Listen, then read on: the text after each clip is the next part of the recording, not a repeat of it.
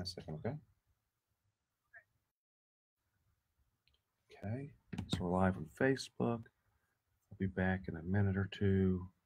Should be live on Twitter. I'm gonna run down and get the guests. So we're live on Twitter? We are. We're live on everything. Okay. I'll be back, folks. This. Most important thing here.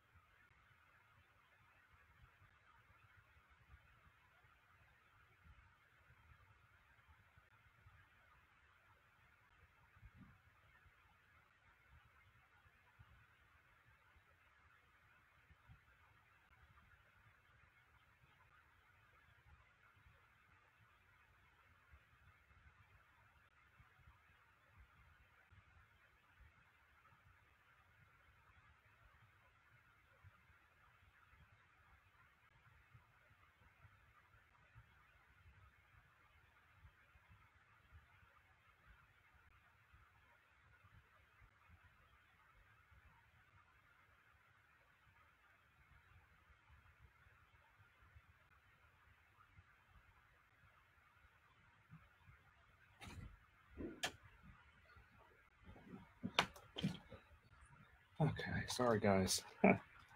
Okay, got the guests. Wendy, she's a gold medalist. Philip should be here in a little bit. Philip Bryant. Just getting started. Oh. Okay, let's try to. So yeah.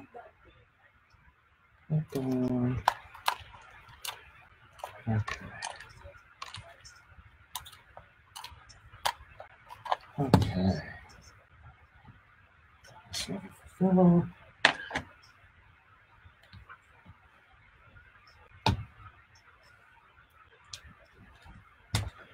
Okay.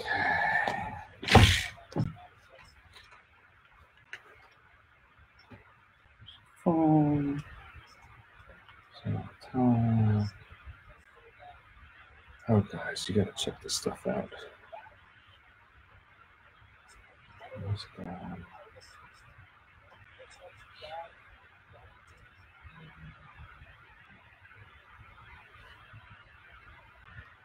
Okay. Itchy beard.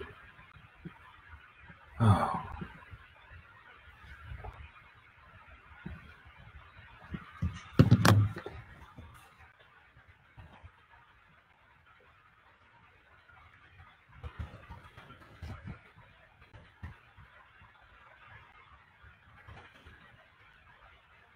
Hey guys, we're just setting up. It's gonna be a little bit. I got some real wild stuff. Talk to you guys a bit about Sylvia Garcia. The news isn't talking about this very much. My final thought is that this situation between me and Sylvia. This situation between me and Sylvia Garcia, this was not an isolated incident like the Brett Kavanaugh, Christine Blasey Ford situation. Mine was in the workplace and outside the workplace. She just continued, any little opportunity she had, and this was a pattern of events. It was a series of events, and they're all documented. And again, my grievance is still open. Wild.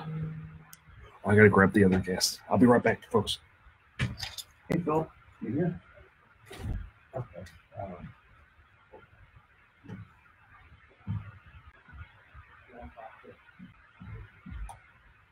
Grab a seat right there, Wendy. I'm gonna go grab Phil. I'll be right back. Okay, right here. We're live on right there's there is social media going on. It's all okay.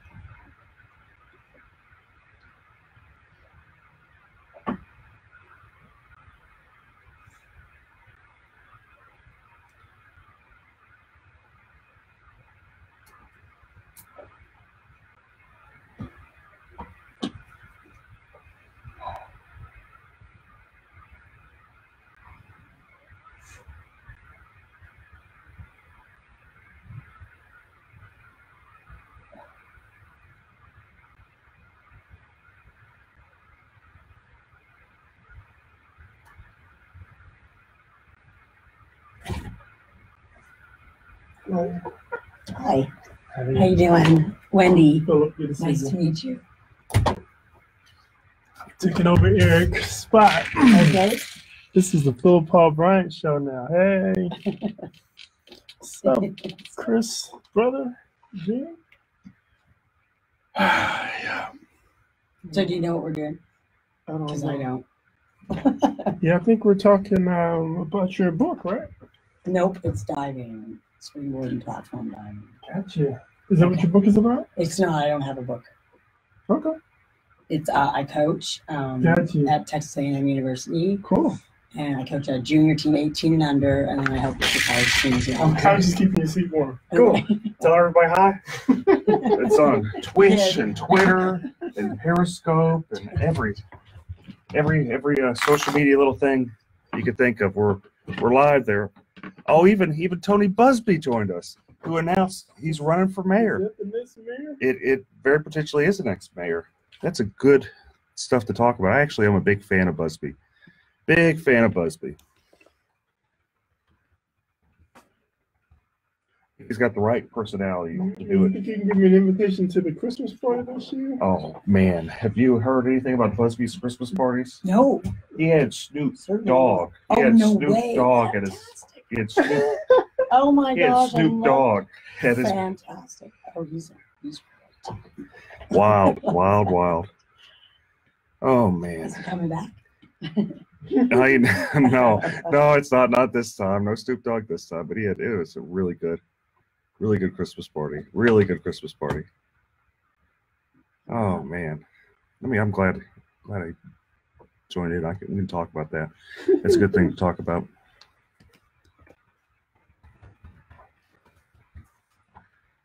Okay. I got all the breakdown of the city of the Early voting? from the voting. I do have the breakdown. Got that a little bit. I got this video about Sylvia Garcia's, the woman that says Sylvia Garcia sexually molested her. Very fascinating. Have you seen this, Philip? Mm-mm. My final thought is that this situation between me and Sylvia Garcia, this was not an isolated incident like the Brett Kavanaugh, Christine Blasey Ford situation.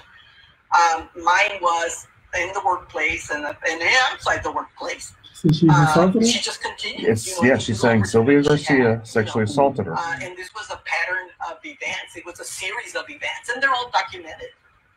And again, my grievance is still open, and Sylvia Garcia still has not responded to sexual harassment. The sexual harassment that I wrote back on July 29th, July 29th, September 30th, whenever the grievances were filed, of 96. So the thing is with these allegations, And they're mine's pretty all wild. documented, okay? So, We'll go more into it on the show. They're very wild. It's saying that that basically what Sylvia Garcia did is while she was a municipal judge, she had a clerk. That woman there was working for her. This is like 30 years ago, and she went in and was asking her, "You want to see the rash of my leg?" The woman's like, "No, I don't really want to see the rash of my leg. I'm so. okay. I'm okay. I don't. Yeah. I'm not a doctor. I'm not Appreciate a doctor. Appreciate it. Yeah, I understand. Thanks for no thanks. Yeah, thanks, but no thanks. But then, lo and behold, she proceeds to take off her pants. And, Wow. that's crazy, and nothing's happened about it. And that woman's just really upset. She's made complaints. Second opinion. She did. That's right. Democratic system, man. Second opinion. So how's your bookstore going, Philip? It's going okay, man. It's going okay. Cheap book, lots of variety. So Saturday we put a big book speaker out and start playing music and stuff like that. Attract additional people. Got little signs we put out. Headphones. It's also a headphone volume. Yeah, I think it's going to be headphone volumes here. You can adjust it. Whenever you take it out, be sure to grab this part right here. Okay. I've lost about a dozen. I know. It's okay. It's okay. And we got our lovely engineer, our producer, Shannon. She's in another room. She'll be kind of telling us what to do as we start going live in about 6 minutes. What's your full name? Your full name? Wendy LaRue, LEREW. And it's Team A&M Diving. That's it. Yeah, it comes up Okay. diving, and another one comes Oh, up it does. Olympics. Okay. You're in the Olympics? Yeah, Really? Yeah. Oh, a that's couple pretty- of times. Yeah. Back in the 80s. Really?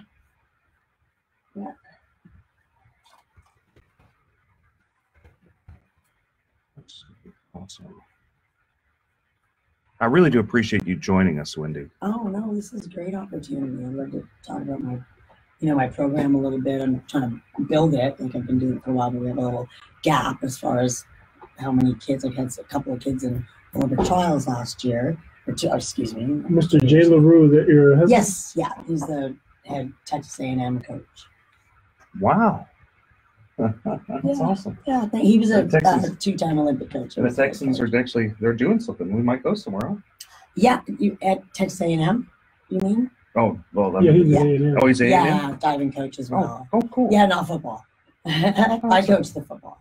No, just kidding. I got y'all confused. Yeah, that's okay. Yeah, so we coach. I coach for the U.S. national team as well, junior national team, and he was like a two-time coach, and he wasn't my coach, but so I was been running a program there for about 8 years at Texas A&M, and it's 18 members, so junior kids. We call that junior diving, and they're the ones that are getting ready for the Olympic trials and getting ready for college scholarships, that sort of thing. So kind of how we do this is there's going to be 4 segments. The first segment, I'm going to kind of talk a little bit and bring Philip in, and we might bring you in we're going to go over different topics of like general stuff that goes on.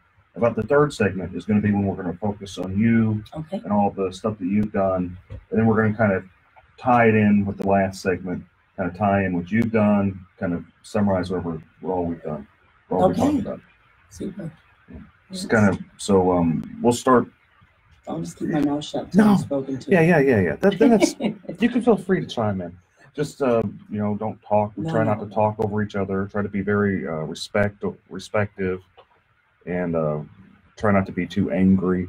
We'll have our own mind. It's this stuff with politics lately. It's like it's just so much bad energy. Yeah, You have your own opinions. I I'm respect happy anyone's opinion. that stuff's going on. I mean, I think he's, not politically correct or anything like that. He's not.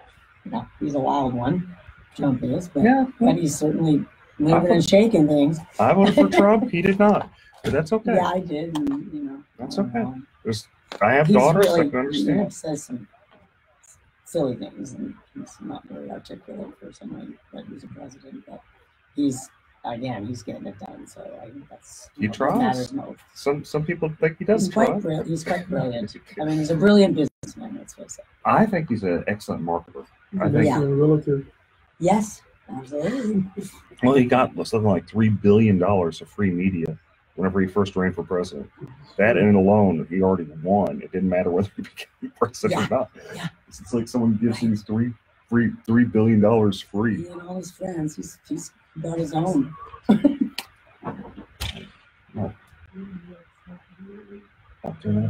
Hi, this is Eric Dick, and I think it's important that you know your rights. If your homeowner's insurance company has denied or underpaid your claim, you have the right to hire an attorney.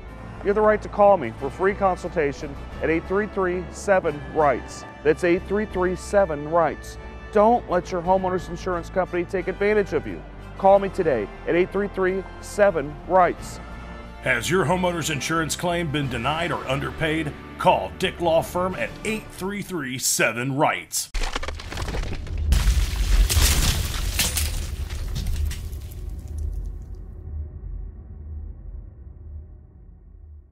Feeding rocks. It should not be a crime to feed the homeless. Feeding rocks. A good Samaritan shouldn't be punished for acts of kindness. Feeding rocks. Because it's more of a crime to turn your back on a starving person. Feeding rocks. You shouldn't go to jail for sharing food. Feeding rocks. You can't in good conscience let a hungry person starve. Feeding rocks. Help us legalize charity. Go online and sign the petition. www.feeding.rocks. Feeding rocks.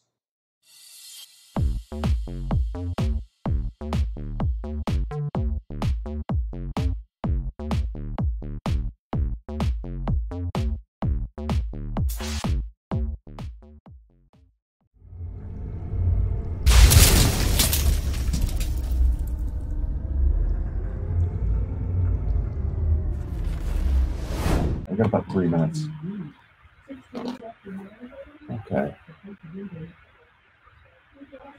Yeah, I can hear you, Shane.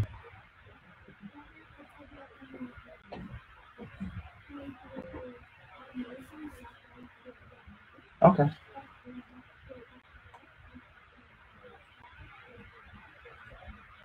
Cool. Thank you, Shane. We're about to go.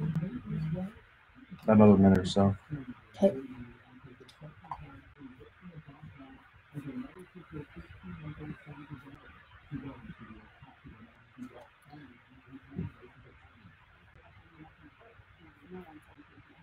Okay.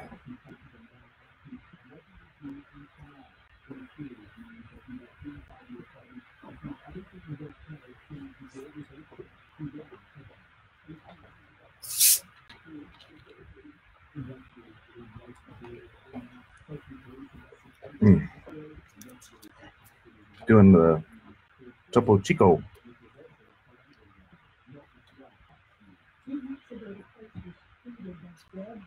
Okay.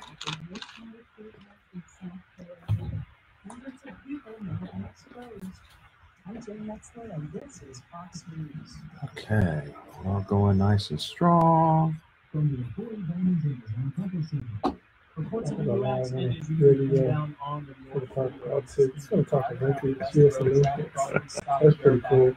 We got our Olympic check in here. Yeah, Wendy. We're on the Eric Big Show. This is King PRC 948. I think this is up to 740. 740, 950. We're about to start, folks. Get ready. This is going to be a wild one. We got a lot of juicy stuff to talk about. We really do. Oh man, yikes! It's going to be a fiery hour, folks. So get ready. They're about to start. Just in a minute or so. I appreciate your comments. Oh yeah, we do have calls. Uh-oh.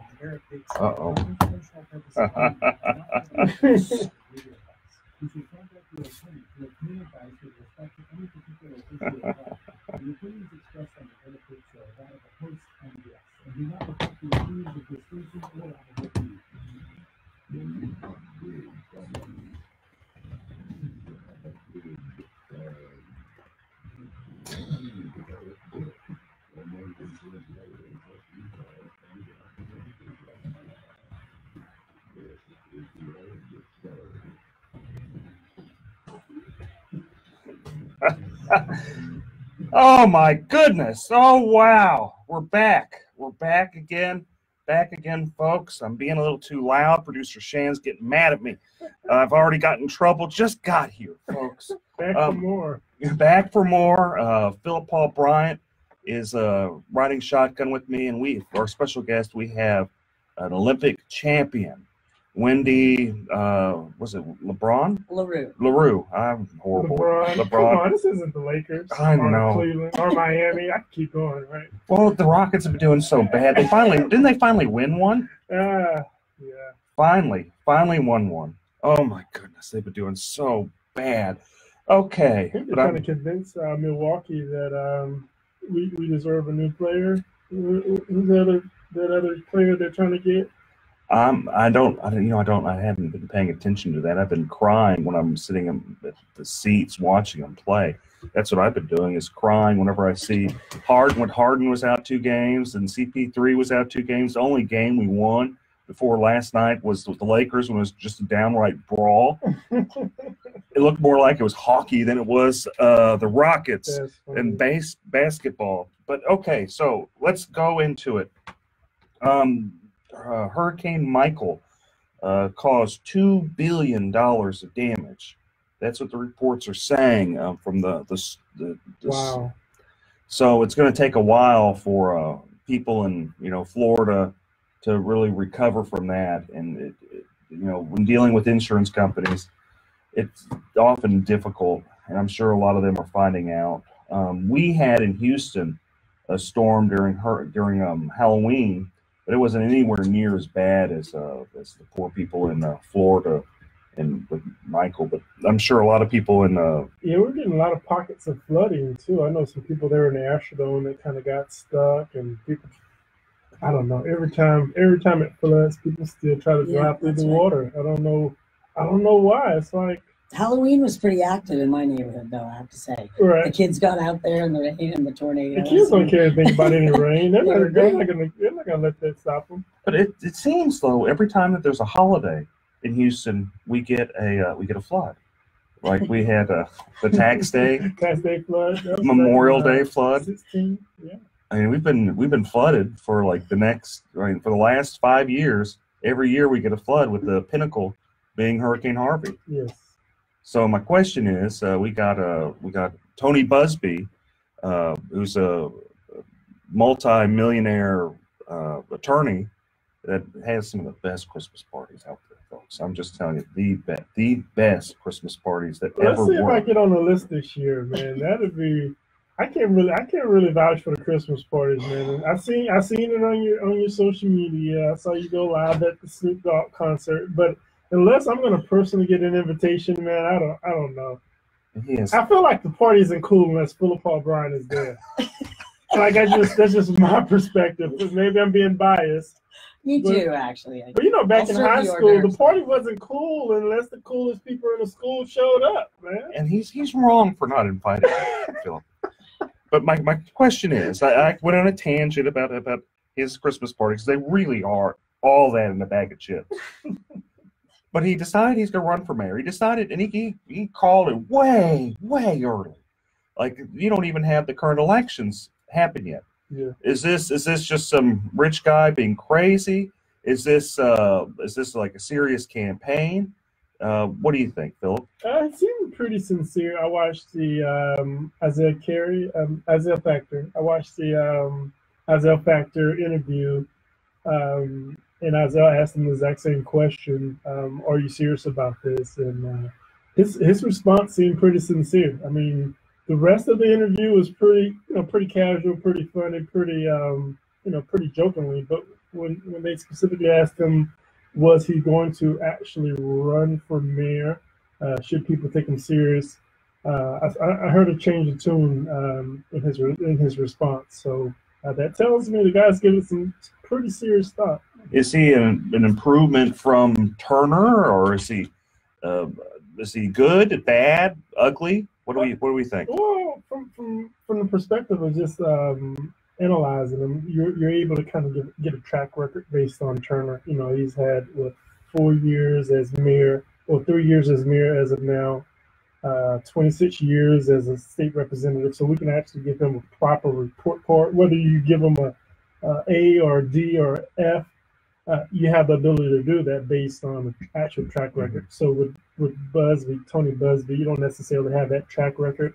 It's just kind of based on what his view is, what his vision is for the city. And so it's almost an unfair comparison as far as giving them both a report card, because one is just based on ideas, and the other you can actually say, nah, you didn't deliver on this, you didn't fix the potholes, you didn't lower the taxes, you got in a huge fight with the firefighters. I just had to throw that in there. Well, we can go into the firefighters. I had to throw that in there. Right, but to answer your question, I don't necessarily. It's hard to say if it would be an improvement, because it's not necessarily a track record to run on. Running the business is different from running the municipal and the government entity. Well, but he makes a pitch that, look, I don't need the job. I'm not going to take the money. I'm doing this to make Houston like the top of the city that it could be. I go to all these other places. They talk about how much they love London, how much they love New York, but they don't say such fondness with Houston. And I've had enough. I'm going to change that. That's kind of that, and it's early, and maybe it's eccentric for him to say something like that. Who knows? But I mean, is there something to be said about that? I don't know. I mean, if he's willing to give me the $235,000 a year, that he's apparently going to have some sort of voter lottery, I probably have a different perspective. I'd probably be a little bit more optimistic if I had a $235,000 in the bank account. But Let's say. Have you been Have you been paying attention to this, Wendy? You know what? On the national level, I have. Well, we'll get back to the national level. There's a whole lot of great stuff in store for you folks. She's got to tell us how we can participate in the Olympics. We're gonna get to Wendy. Trust me. We'll be back. Working out, man. These muscles aren't just for show. I know, Philip. A little bit for show. We'll be back, folks. We'll be back in a few. The gun show. They should switch the name. I like that. The gun show. There, Dick.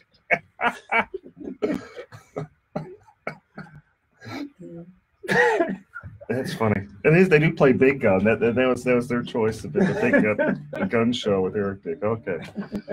Oh boy. Yeah, it's like which way is What's the up, beach? Ronald? Ronald, you still fixing messing up people's Apple computers? Oh boy.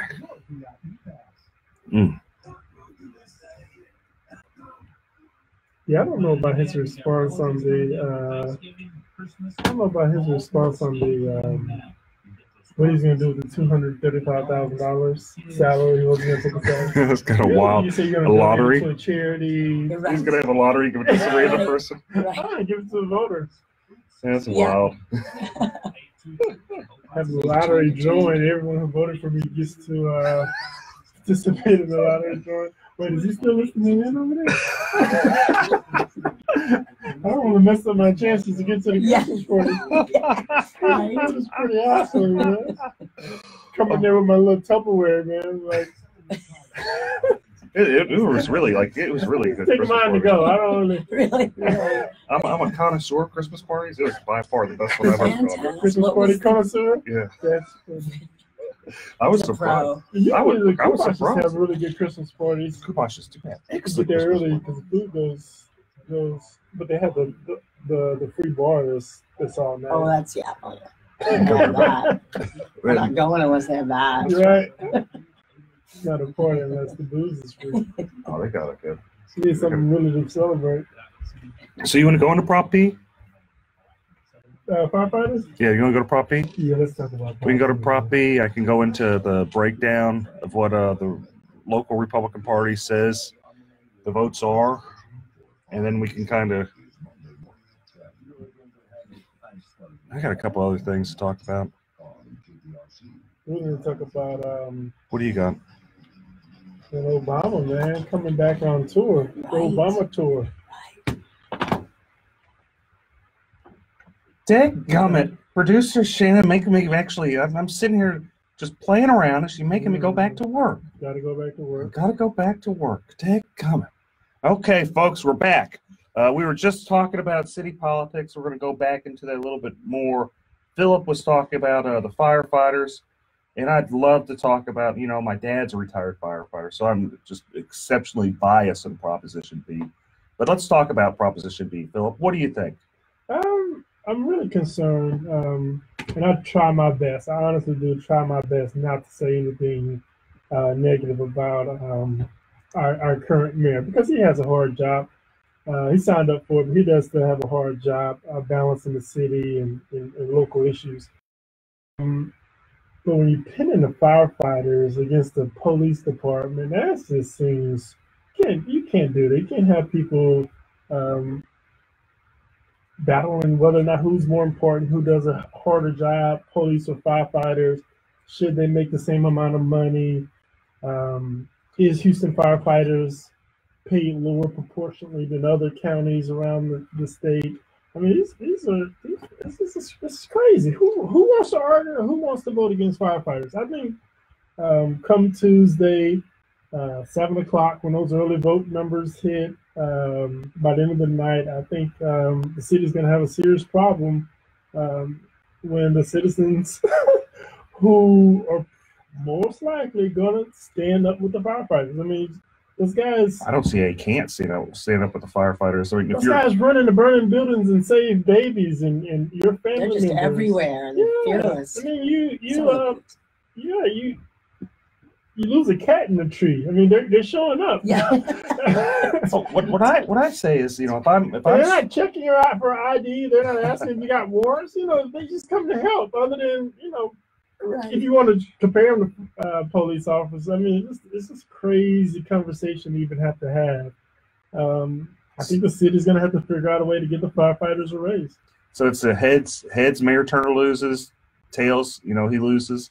Well, technically, it gives him an excuse to start laying off city employees and start cutting services. But So if he does that, is he going to he's suffer? going to have to do it anyway. Is- So the firefighters lose this battle, and they lose the proposition, and he doesn't have to give the firefighters a raise, and he still has to cut city services. It's going to look bad. So in my opinion, it gives him an excuse to cut city services, which the city has to do. But if he does that, doesn't he suffer the potential repercussions that Anise Parker did, where when she started letting people off, she avoided a runoff from 2 unknown people by 800 votes. You were one of those. I was not one of the unknown people at that time. That was I know what you're talking about. You talking Fernando Herrera and Jack O'Connor. Both of them ran. Still 2 unknown people. They spent a total of maybe 80,000 total, I got you. maybe 40,000 each, and they came striking distance Right. from. Somewhere like 53.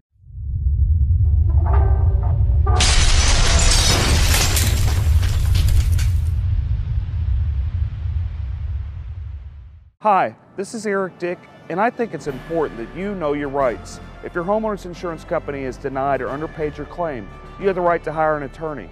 you have the right to call me for free consultation at 833-7-RIGHTS. That's 833-7-RIGHTS. Don't let your homeowner's insurance company take advantage of you. Call me today at 833-7-RIGHTS.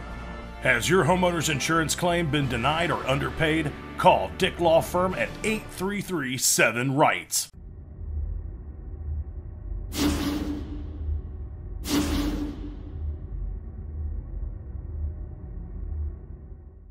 Feeding Rocks. It should not be a crime to feed the homeless. Feeding Rocks. A good Samaritan shouldn't be punished for acts of kindness. Feeding Rocks. Because it's more of a crime to turn your back on a starving person. Feeding Rocks. You shouldn't go to jail for sharing food. Feeding Rocks. You can't in good conscience let a hungry person starve. Feeding Rocks. Help us legalize charity. Go online and sign the petition. www.feeding.rocks. Feeding Rocks.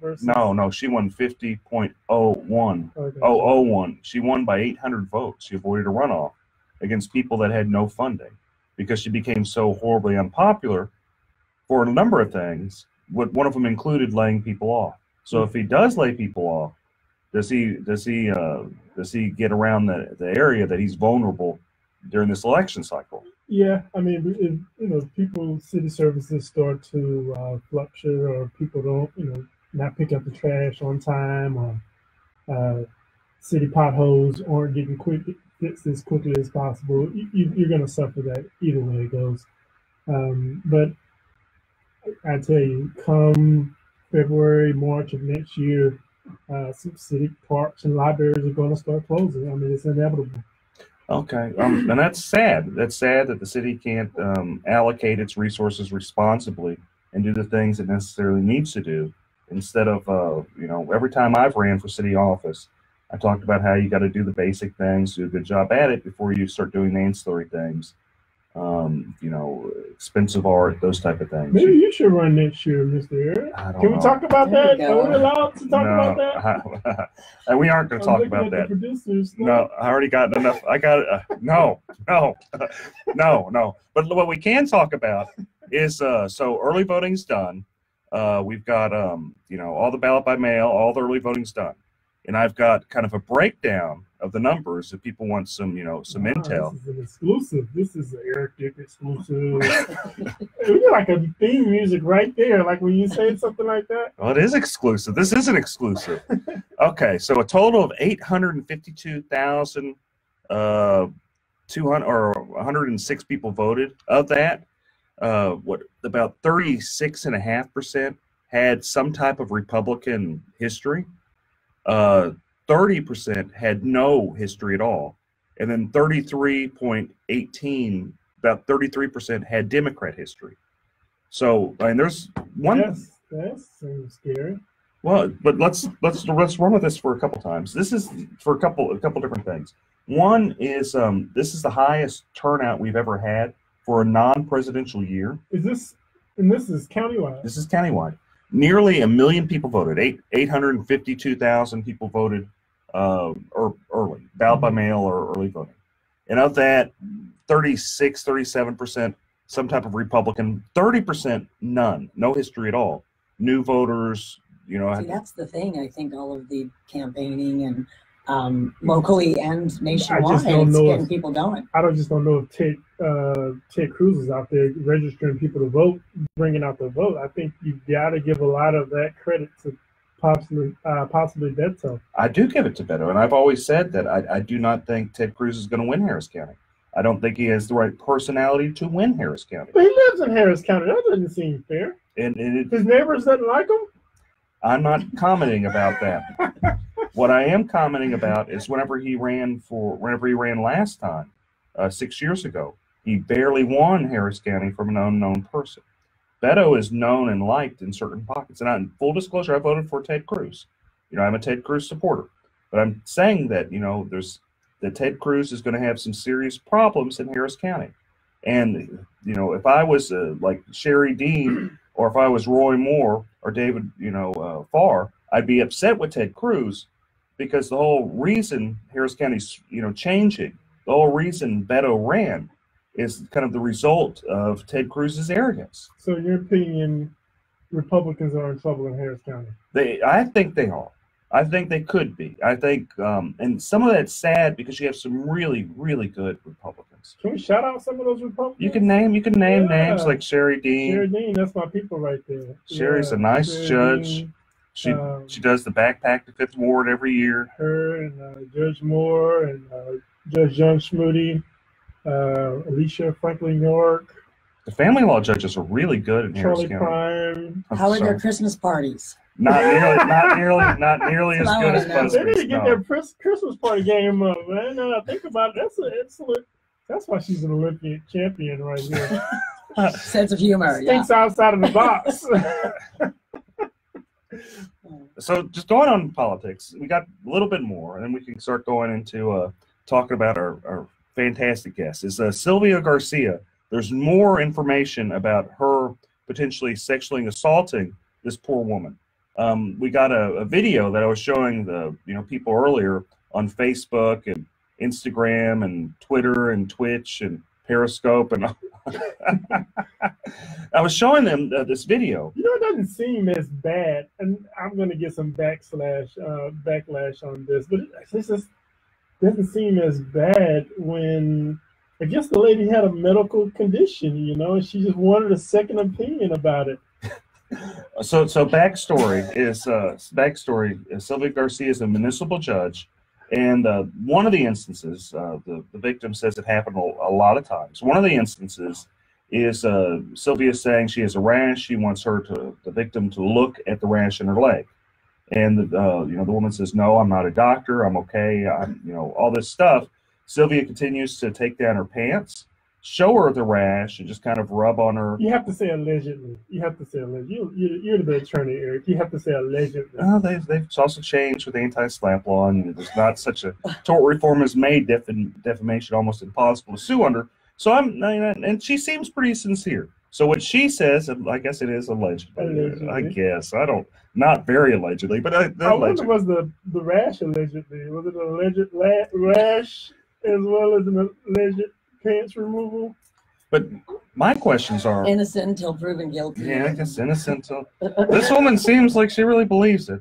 So is it okay? Is it okay that there's no investigation, no nothing? This is someone that's what women do though. They go together in the restroom. They take restroom breaks together. I thought that was a woman thing. I don't know. We're not terribly I wouldn't show any rashes to. Well, strangers maybe not. Is it something common? I'm not a woman. I do have 2 daughters. I'm married to a woman. I have 2 sisters. But Wendy, is it something common that women do? I got a rash. You want to see it? No, I don't want to see it. Well, if you're good friends and you're at a restaurant or something, and then you're off to the ladies' room together, that's sometimes I guess how it would go. But again, you'd have to be pretty good acquaintances, I would think. Not in a business environment, like it's a judge to a secretary. Hey, check out my rash. No, cool. Not appropriate. Maybe we should look at the bylaws of the company. Maybe that's a requirement that they give second opinions on rashes and strange. Well, it's the city of Houston. It could be. It's the city of Houston. Stranger things. It is the city of Houston. I wouldn't be surprised. I would not be surprised at all. It's the city of Houston. Okay, so another thing that's going on is there's Erin Swanson. She's been running for a judge. She ousted an incumbent on the Republican side. Oh my goodness! A horrible, biased, corrupt judge, Teresa Chang, who was there maybe 10 years, and she's very experienced. She spent a large amount of money trying to fend off Erin Swanson, who did actually beat her in the primary. This is a gal. She's young. She's 32. She about 5 years of experience, just barely able to run. But there's still some resentment from the corrupt judge, and she's managed to prevent Swanson from getting some of the traditionally Republican endorsements. Now, I find what's interesting is, it's more the business community. Why did they refuse to endorse, Aaron Swanson, who's young, who's 32, compared to some of the other people? And I'm wondering, is this sexism? Is this just straight up these business communities? And if she was a man, would they endorse her? Because they endorsed other people that were very young. Jay Carahan, his opponent, who won, they endorsed him, and he's a young guy. He's a great guy. I'm not dissing him. Dan Simon. So Dan Simon was endorsed by some of these organizations, but not Aaron Swanson. So my question is, if Aaron Swanson was a man, would these organizations endorse her? What do you think? I think you have to say alleged corrupt judge. Okay, alleged corrupt judge. Yeah, I'm gonna take your legal advice. I'm sorry, alleged corrupt judge. Yes. That sounds better anyway too. He just gives it a longer name. But I don't know. I definitely think that. So did those organizations do a no endorsement? No, they endorsed a Democrat. And what's wild is Harris County Republican Party is touting these organizations, and they're saying these are good Republican organizations, which is not really. They're endorsing Democrats. I don't see, and there's some serious problems with the local party. Can we call some of these organizations out, or is that? You can call them out all day long. I mean, people have a right to know. Sure, like Texans for Lawsuit Reform, but they're a big business corrupt organization. C Club, that big group. C Club. Texans for Lawsuit Reform bribes people all the time. Oh, well, they do. Alleged bribe. Alleged bribe. They give money and they ask. Okay, folks, we're gonna be back. We're taking an alleged break. I'm gonna break. Shannon's gonna allegedly hit me, so we'll be back, folks. Okay, we'll go into you next. Okay. I just try to. I hope I'm okay because I don't know that much about politics. I really don't like the national stuff, sort of. But anyway, I hope I'm not talking. No, we're having a great time. We're just talking smack. That's all we're doing is talking smack, giving stuff people to talk about. You guys are so knowledgeable. You take a shot at Texas for Lawsuit Reform every show, don't you? Oh well, I do. They take shots at me. It's only fair. They do take shots at me, so it's only fair. Only fair. You can tell us about your how you got into what made you guys start the organization? Sure. Yeah, I've been sort of doing it all my life. I'm stayed in coaching. Yeah, glad to. It's really awesome. How people find out more information about it. That would be great. It's super. Like I said, I've got a small group right now. I'd like to see it grow. It's a very small sport. It's not. You see it every 4 years at the Olympics. And people don't understand how much you work at doing that. It's very difficult. Conditioning, the fear factor. Did you receive a medal or anything? No, I did on the world level, world championships. The Olympics, actually, frankly, I choked. Oh, that's happened. Yeah, and it was my first one competing, and you're 21 years old, and I mean you've been diving a long time, but still you get a little deer in the headlights, and it's whoever either has the most experience or whoever just has a darn great day. You compete against those world people, that field, for at least 4 years on the international circuit. You tour Europe, world championships, Pan Am Games, things like that. And so you're with the same field. So you're used to competing against them. But then when you get to the Olympic level, again, the cameras, the crowds, everybody sort of it can get to you. So it's whoever's got the eye of the tiger, I guess, on that day, or luck, or how you feel, If you've got your slept good. I know.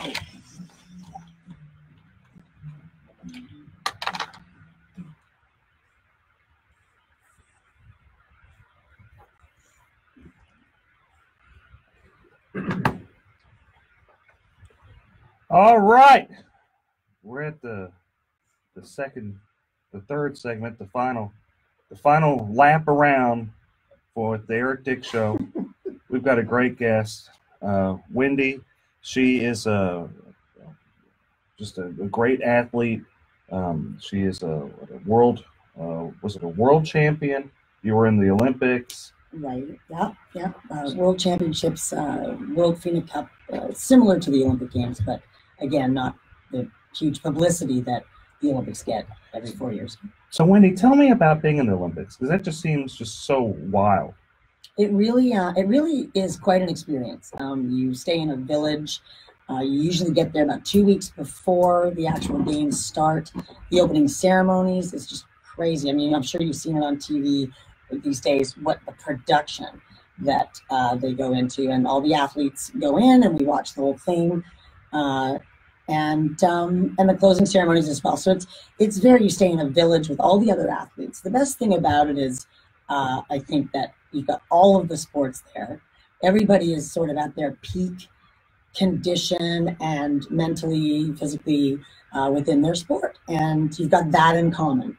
No matter from where you come, no matter from what country you are, it's just peace and that beautiful thing in common, that you just sportsmanship and you just want to do the best you can, and you're rooting for other people too. Really? So you guys aren't like making faces at each other No. and elbowing each other when you're not hoping the other person breaks an ankle on the way? No, well, no, some of the girls do. The girls can be a little catty, you know. The guys are cool. But... Pulling Tanya Harding's. Oh, yeah. The old whack in the knee. Asking you to look at their rash. Never done that and shan't, no. So, you went to the Olympics, which is probably just an amazing experience. How long did it take you to train to get get there to well, be? you know, I was quite lucky. I did gymnastics. For people, you know, wonder how you find out about a sport like diving and how would you start in that. And you know, gymnastics, cheerleading, dance, things that are sort of acrobatic. Anyway, I did gymnastics till I was 12. So when I came on into diving, I made the Olympic team when I was 14. So only 2 years of training in diving after all the experience in gymnastics, the changeover was quite simple for me, and I was very lucky. And made the team as a 14-year-old. Now, that was the year 1980. Boy, am I dating myself. Oof. 80s were good years. Well, there you go. Thank you. But it was the year that Jimmy Carter boycotted the Olympics. Oh. So that was the year we didn't get to go. Oh. And that was all right. You know, my sister and I made it together. She was 13. But, she was a diver as well? Yes, yeah. But we had another, 4-8 years left.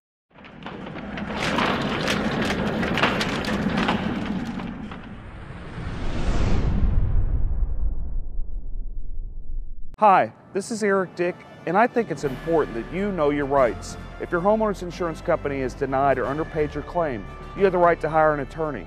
You have the right to call me for a free consultation at 833-7-RIGHTS. That's 833-7-RIGHTS. Don't let your homeowner's insurance company take advantage of you. Call me today at 833-7-RIGHTS. Has your homeowner's insurance claim been denied or underpaid? Call Dick Law Firm at 833-7-RIGHTS.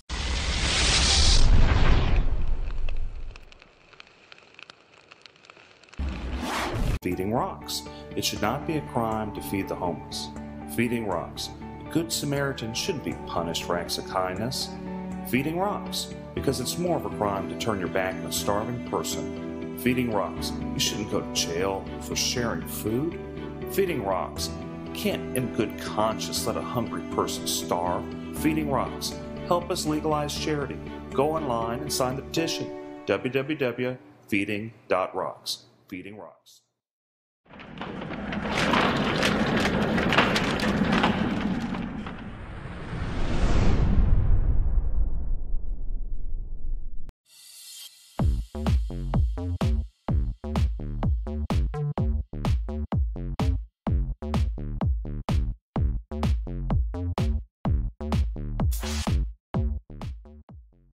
Left in us to make another team.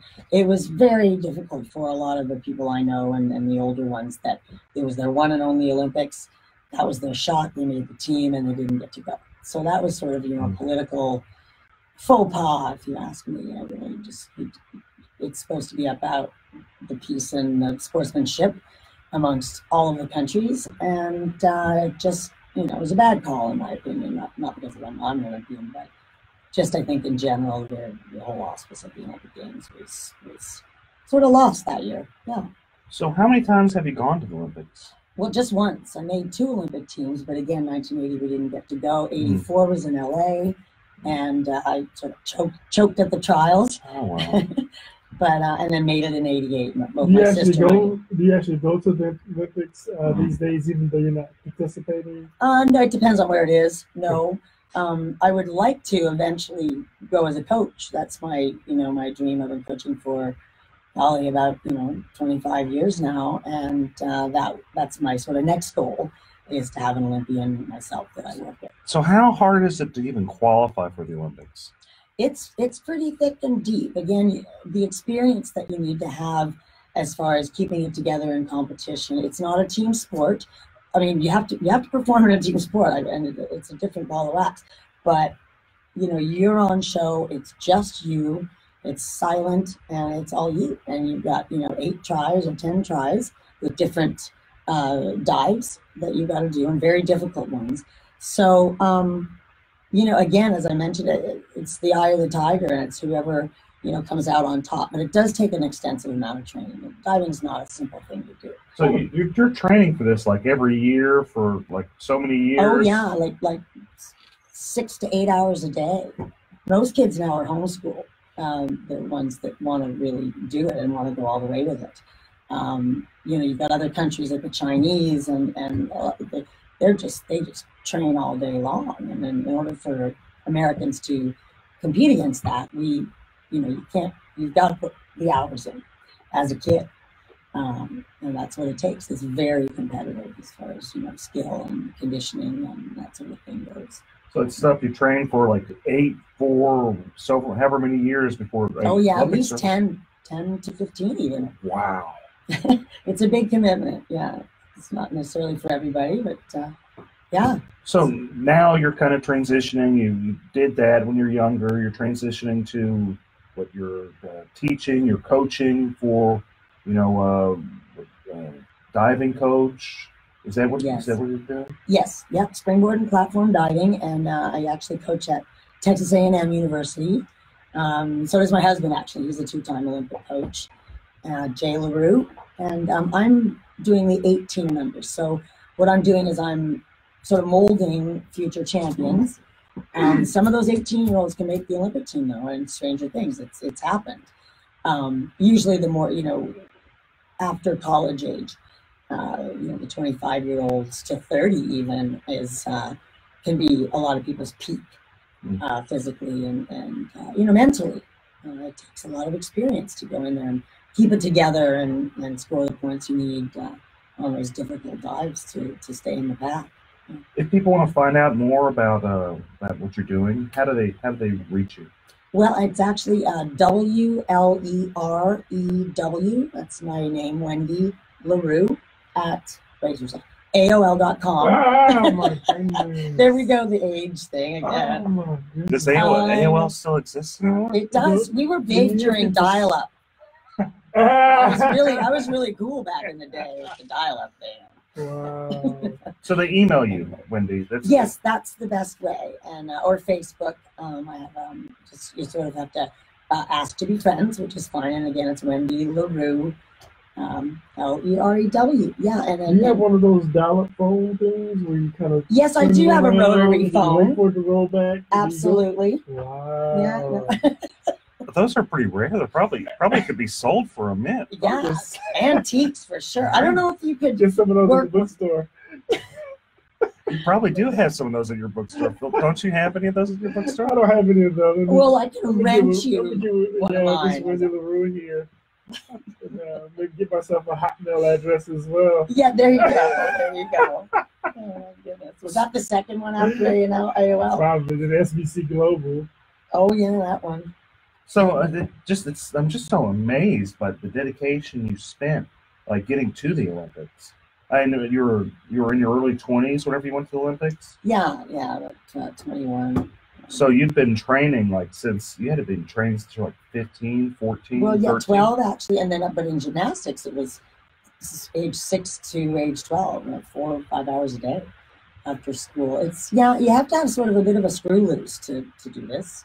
It's really time consuming. I wouldn't say screw loose. You just have dedication. It's just something you feel strongly about. There's I think it's good that people feel committed about something and work towards a goal. And it's clearly you might have wanted to get a gold medal with the Olympics, but unfortunately you weren't able. But at minimum you were able to make the Olympics, which is so much more than what many people can say that they've done in their life. So, and it's just so amazing that you actually got to have that experience, Well, thank you, Eric. It was an experience. The whole ride, the great friends I've made and in the coaching ranks, a lot of them have gone into coaching after their experience as divers. And we see each other on the World Cup all the time. We see each other at the pool, coaching for different countries. What's the deepest water you ever dived in? Well, what you do is the tallest platform that we go off of and do multiple somersaults is 33 feet. So that's 3 stories. And you're required to have 17 feet of water to do that because you hit at 30 miles an hour. You hit the water head first. So you take a lot of impact in your upper body. That's probably why I can't turn my head anymore. Vertebrae are all fused together. But it's quite the the experience, and the impacts up 10 meter are difficult. Now they have high diving, cliff diving now, which is 90 feet for the men. Oh, that's wild. And 60 feet for the women, and that's a big thing too. The Red Bull World Series tour. Have you done anything with the cliff diving? Actually, I coach a very, very good girl. She just she actually holds the record. She's brand new. She went to Texas A&M University, and her name is Jessie McCauley, and she's on her way to compete in the World High Diving Championships actually next week. Well, that's exciting. Yeah, and she's good, and she holds the world record for the highest scoring dive, the most difficult dive for a woman, and the highest scoring. And she had straight 9s from the judges, and so proud to say that I've sort of broken in the high diving ranks, and hopefully that'll be in the Olympics someday soon. How young do you go as far as coaching? How young as a coach? Well, while you're a diver, a lot of times you start coaching. How young will you go? 12-year-old, a teen? Oh, excuse me. We start them at 6. Wow. And go to at least 18 to 25. Yep. Well, that's great, Wendy. We're going to take a quick break, and we're going to be back for the final segment. Thanks, guys. Thank you. Thank you very much. That's fascinating. Hey, is it true what they say with the water? It's almost like diving into concrete unless you do it right. That's real? Yes. You hit at 30 miles an hour. And if you're not going straight in, you're going like that, you get impacted, you get smacked around. Honestly, my back and neck hurt. Springboard divers do okay. They're 10 feet off the water. It's not that serious, but the higher the 3 stories up. So you really doing this little arrow thing, you really breaking that water? Yeah, you're doing it. Hey guys, feel free to call in 713-212-5950. 713-212-5950. We're going to be taking calls. And try to go in the spot. And there's a fear factor involved. It's not for everybody to go up there. Yeah. I wouldn't even go up to the 30 feet. Oh, yeah, you would need to stop by it. Jump off of my high school, maybe. Yeah, and you don't know when you're going to hit the water. So it's like, what you do, you have to be a little bit. I mean, I don't mean look at schools to try to train these things out of the bathroom, but diving is just sort of, you got to be a little eccentric, I think, to hurl your body off that height and pray that you land well. I got to ask you, how do you feel about Larry Nassar in the U.S. Olympics? Oh, who? Larry Nassar. Why don't I know that? He's like some type of pervert. Good heavens, no, no, there I can't. We're just good. Oh, Are you serious? He's just. Oh, That's oh. that's one of Oh, is the that what comments. they It's just a call comment. them? No, it's just a comment. Oh, It's a I comment on the see. social Okay. media. Oh.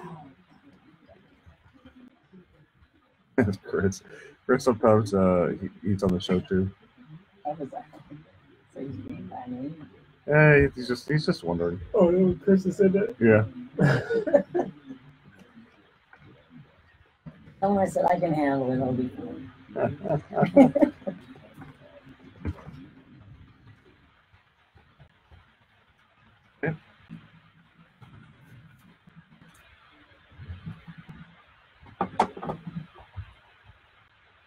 All right. Yep. We're back. We're back for the final segment of the show. We had a great show, great guest, Philip. You got anything going on with your bookstore? Oh yeah, actually, bookstore's doing really well. We've got some huge sales going on. So we just sell $2 kids books, $2 and under kids books. So we've got like 6,000 or 7,000 kids books that we just trying to almost give away. And then we got like nonfiction, fiction books, $4 and under. We got like almost 20,000 books that we're just doing for $20 and under, just to it's not about necessarily trying to make a bunch of money. We're really just trying to get people back into reading, traditional reading, just grabbing a book. I know audiobooks are pretty popular. People like Kindle and stuff like that. But even having your kids watching you read and read them stories as well. I agree. It's brain exercise, and it's such a shame that it seems to be that books are becoming a lost, and it's so fast. How it's progressed to where there's online computers. Yeah. But where's your store at, Phil? We're at 3314 Lyons Avenue, so we're about a mile and a half on the outskirts of downtown or in the Picklewood area. And this is just like a cool little place where hang out. Got a couple of couches in there. Hopefully you don't just read the book and then put it back. They're too cheap, and you might as well just take it. $2 a book. $2 a book for kids' book, $4 for regular books. Great for Christmas, goodness. Right. Yeah. Got a huge religious section in there. We've got some legal books in it. I know. I'm just going to see me sneaking around. That's where I get my books at. Is Phil Paul Bookstore. And they have the definition of allegedly. Right. I need to get blacks. Allegedly $2 kids books. I need to allegedly get a Black's Law Dictionary. Philip's going to highlight allegedly real big for you. You want to say this? You don't want to say it? You say alleged. Right. Yeah. Man, but what's more interesting is that you guys should make sure you guys are following Eric Dick on the Facebook. You'll see me on there. I'm all over his page. But make sure you follow Eric Dick on Facebook. But on my page yesterday, I don't know, Eric, if you checked it out or not, but I put 2 different Obama speeches on there. He was in Florida campaigning for Andrew Gillum, and then he was in what's the other state? Okay, Alabama. I'm not sure. I watched the Florida one though. Yeah. So Eric, if you need me to, I can tag those to your page. That's all right. That's all right. You're gonna go at it. You can tag those to your page, man. I'm cool. I appreciate it, but I'm cool. I'm good. You may lose a couple of followers, but and then maybe a couple brain cells too. Too late. Alleged brain cells. So what do you think of the, if we're going to talk politics, since that seems like what you want to do, what do you think of the Beto versus Ted Cruz? Let's go on that. Man, I like Ted Cruz. I met him several times. Beto seems to be pretty sincere. I actually had some serious concerns about the DWI and the fleeing scene. Once I did get past that, just kind of just looking at the issues. Just as a conservative Democrat, I'm a registered Democrat, precinct chair.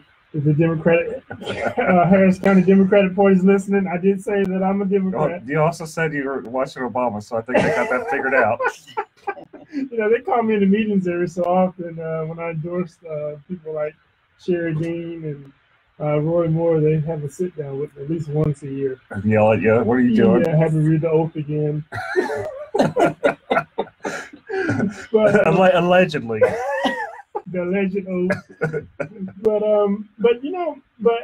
the cool thing about someone like a Ted Cruz, you don't have to worry about restroom issues, LGBT stuff creeping up into to the schools and to the public life. And so that is one thing. That is one thing that you kind of do have some assurances about. Taxes. You got to pay taxes. They're going to build roads. They're going to have to fund the schools and stuff like that. So taxes isn't that big a deal. I'm a tax guy, so I know how to get around it if they try to tax me too much. But with Beto, even though he does have some good ideas, I do think teachers should be paid a fair amount. I think it's just what's more important to the individual voter. I think there's a lot of excitement out.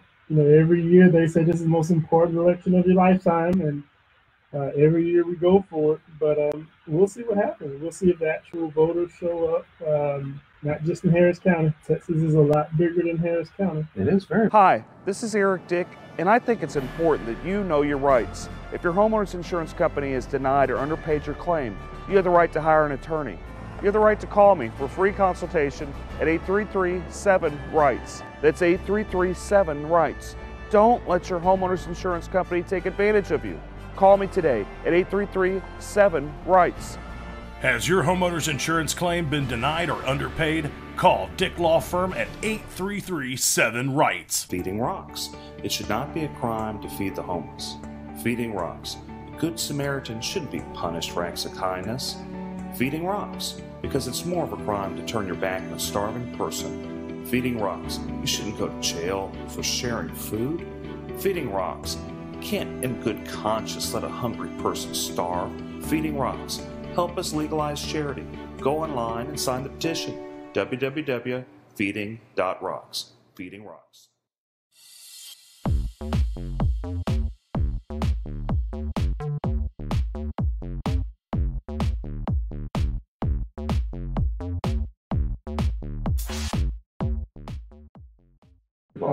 It's one of the biggest counties in the country, but it's still a lot more Texas, and so I'd be very interested to know are some of those increased voter trends, in some of those rural areas where they don't necessarily have Facebook, they don't have, they're not on Instagram all day, it's a lot of rural area in Texas that Ted Cruz has a lot of support. That's what you think that Ted Cruz would win.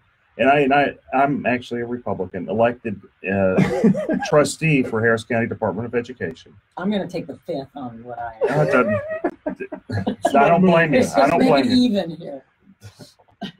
But just, my response only is that, I think Ted Cruz shouldn't lose. But if he does, then, why did he lose would be the question.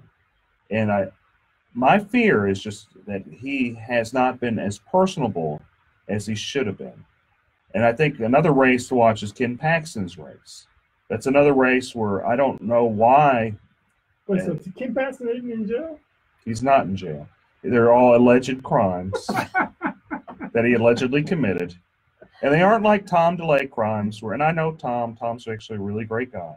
They aren't like the Tom DeLay crimes, which got dismissed, or the Rick Perry crimes that got dismissed. Oh, I like Rick Perry, man. I do like Rick Perry, too. That's my guy right there. Yeah, well, you better deny that because you're a Democrat precinct chair. That's not his guy. It's his alleged guy. That's my alleged guy. I like everybody. But okay, so and you don't FCC violations. That's what it was, right? FCC. FCC. Yeah, FCC. It was him. So for Ken Paxton, it was he was getting commissions whenever he wasn't licensed, and that's a little bit different than the Rick Perry thing. That's not that big a deal. It's not BWI. But it's kind of worse. Sort of a big deal. No. I don't know. But so is it? That race is one. I thought it was some insider trader stuff that he was involved with. It's that too. Oh. Allegedly. Allegedly, that too. Yeah, but it's about 3 counts. This case is the case has been going on a long time, and I don't know, man. I think he's the most vulnerable out of them all. I really do, and maybe it's just me being an outsider looking in, but I think my fear is, and of course I didn't vote for George Bush either. I couldn't vote for George Bush. I can't. All Bushes aren't bad. How did you? I'm not. Did you allegedly support George Bush? You like allegedly? No comment. My family was bought in the Alamo. I can't support him. He wants to get rid of the Alamo. I wonder how can I tell my how can I go to Christmas with my family and say, oh yeah, I support George Bush. Well, aren't you a Darce? Actually, aren't you a someone? An awesome Christmas party as well. We want to be quiet. We want to be quiet about that. No. Man. Shh. We don't have Christmas. We don't know what Christmas is. And there's no allegedly Tony Busby party. No. Pretty awesome. Okay. Got Tim on the grill. Yeah, Tim does a good job. Him down at Phil Paul's Barbecue. What's going on with your barbecue restaurant? And we're opening up on the 16th of this month. So November 16th. We're going to come talk about it. Maybe even get a couple of sponsorship plugs in between some of those Dick commercials. Eric, that's Eric, Dick. Okay. Can't you say your name by itself? I got you. Okay, I'm trying to keep a straight face here, folks. Trying to keep a straight face. Okay. So a couple other things I had kind of here to talk about. Texas windstorm. I'm a homeowners insurance attorney. If people are having problems with their insurance involving property disputes, they're welcome to go to my website, www.dicklawfirm.com. You can add me on Twitter @DickLawFirm, Instagram @DickLawFirm, Facebook @EricBDick, or just any other social media. I'm on probably them all, and I do post these videos of us being here at AM 950 on all those social media. I just saying that as a little of background, people where they can connect with me. Just reminding people that I am a homeowners insurance attorney. If they're having problems with the storms from Halloween, feel free to call me. I do free consultations or represent people on contingency fee. But anyway, now that I got my shameless plug with me, so there were some problems with Texas windstorm. They requested a hike for liability limits, basically to increase their liability, and it was denied. And we're gonna have to talk about that next week, folks. Can we talk about city elections next week as well? Oh, we're gonna talk about a lot of stuff next week. If you guys want to get alleged Bill King supporter, allegedly. Okay, folks, thank you guys so much. Thank you for tuning in. I'll see you next week. I really appreciate it. Thank you, producer Shannon, as always, for doing a great job. Wendy, I really appreciate you being here, and Phil Paul Bryant. Shout out to Chris Carmona, who's having a great time, probably in China. You gotta say like China. Donald Trump says it. China. China. Thanks, folks. Next week. China? Okay. So we're going to end. Thanks, you guys, for tuning in. See y'all next week. You have a great day. Hi, this is Eric Dick, and I think it's important that you know your rights. If your homeowner's insurance company has denied or underpaid your claim, you have the right to hire an attorney. You have the right to call me for free consultation at 833-7-RIGHTS. That's 833-7-RIGHTS. Don't let your homeowner's insurance company take advantage of you. Call me today at 833-7-RIGHTS. Has your homeowner's insurance claim been denied or underpaid? Call Dick Law Firm at 833-7-RIGHTS. Feeding rocks. It should not be a crime to feed the homeless. Feeding rocks. A good Samaritan shouldn't be punished for acts of kindness. Feeding rocks. Because it's more of a crime to turn your back on a starving person. Feeding rocks. You shouldn't go to jail for sharing food. Feeding rocks. You can't in good conscience let a hungry person starve. Feeding rocks. Help us legalize charity. Go online and sign the petition. www.feeding.rocks. Feeding Rocks.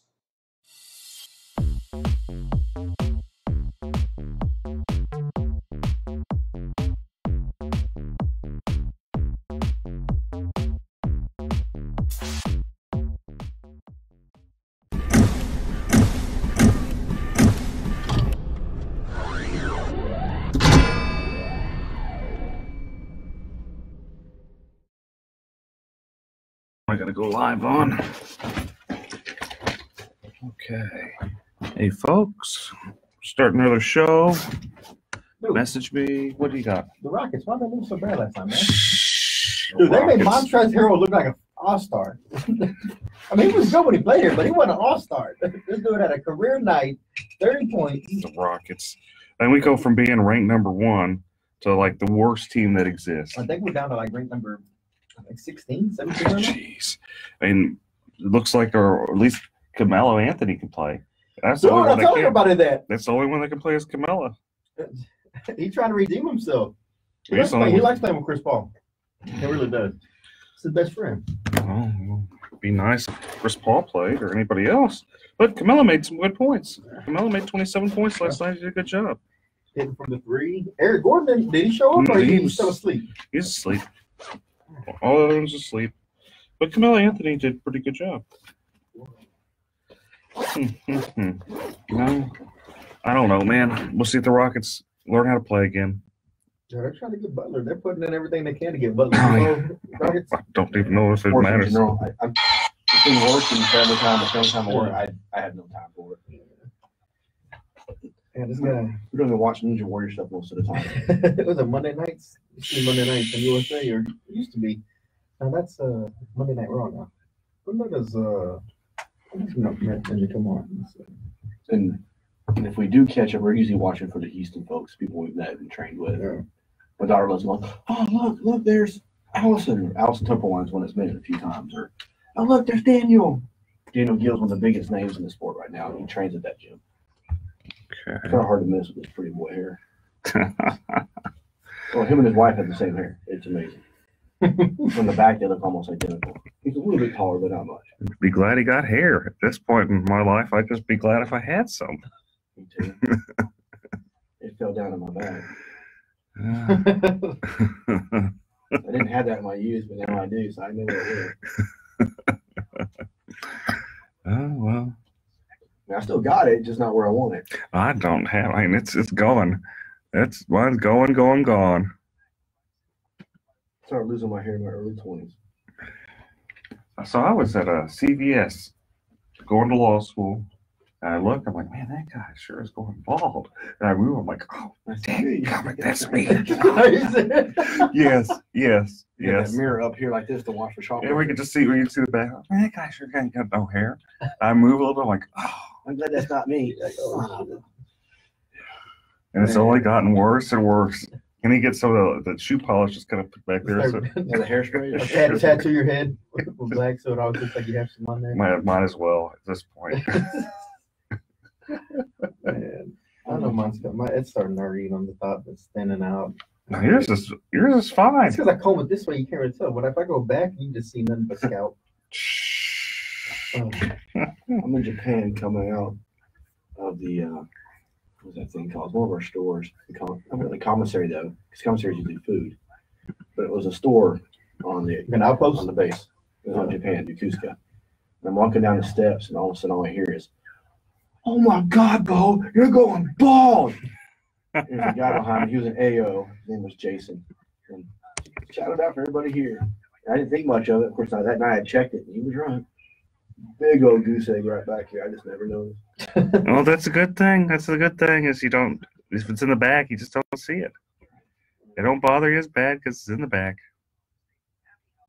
So at that point, I just started shaving it. I embraced it. I'm not far behind you. It's easier. When I wake up, I have to brush my beard, but not my head. Well, then it transitioned from up top to down low. Yeah, up top to the sides. It's a different brush, sure. Getting older is not for the weak.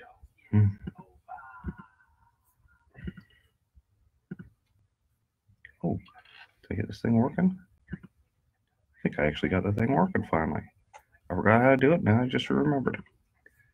I got it all on the. I got it on the Twitter going. I'll do some wild stuff. I got the Twitter going. I do got the Twitter going. Yay! We're on Twitter. We're on Twitter and Twitch and Periscope and all of them. It's funny, you could be pulling my leg and I wouldn't know or not. I've heard of Twitter, but I'm not very technological savvy. My wild card communication.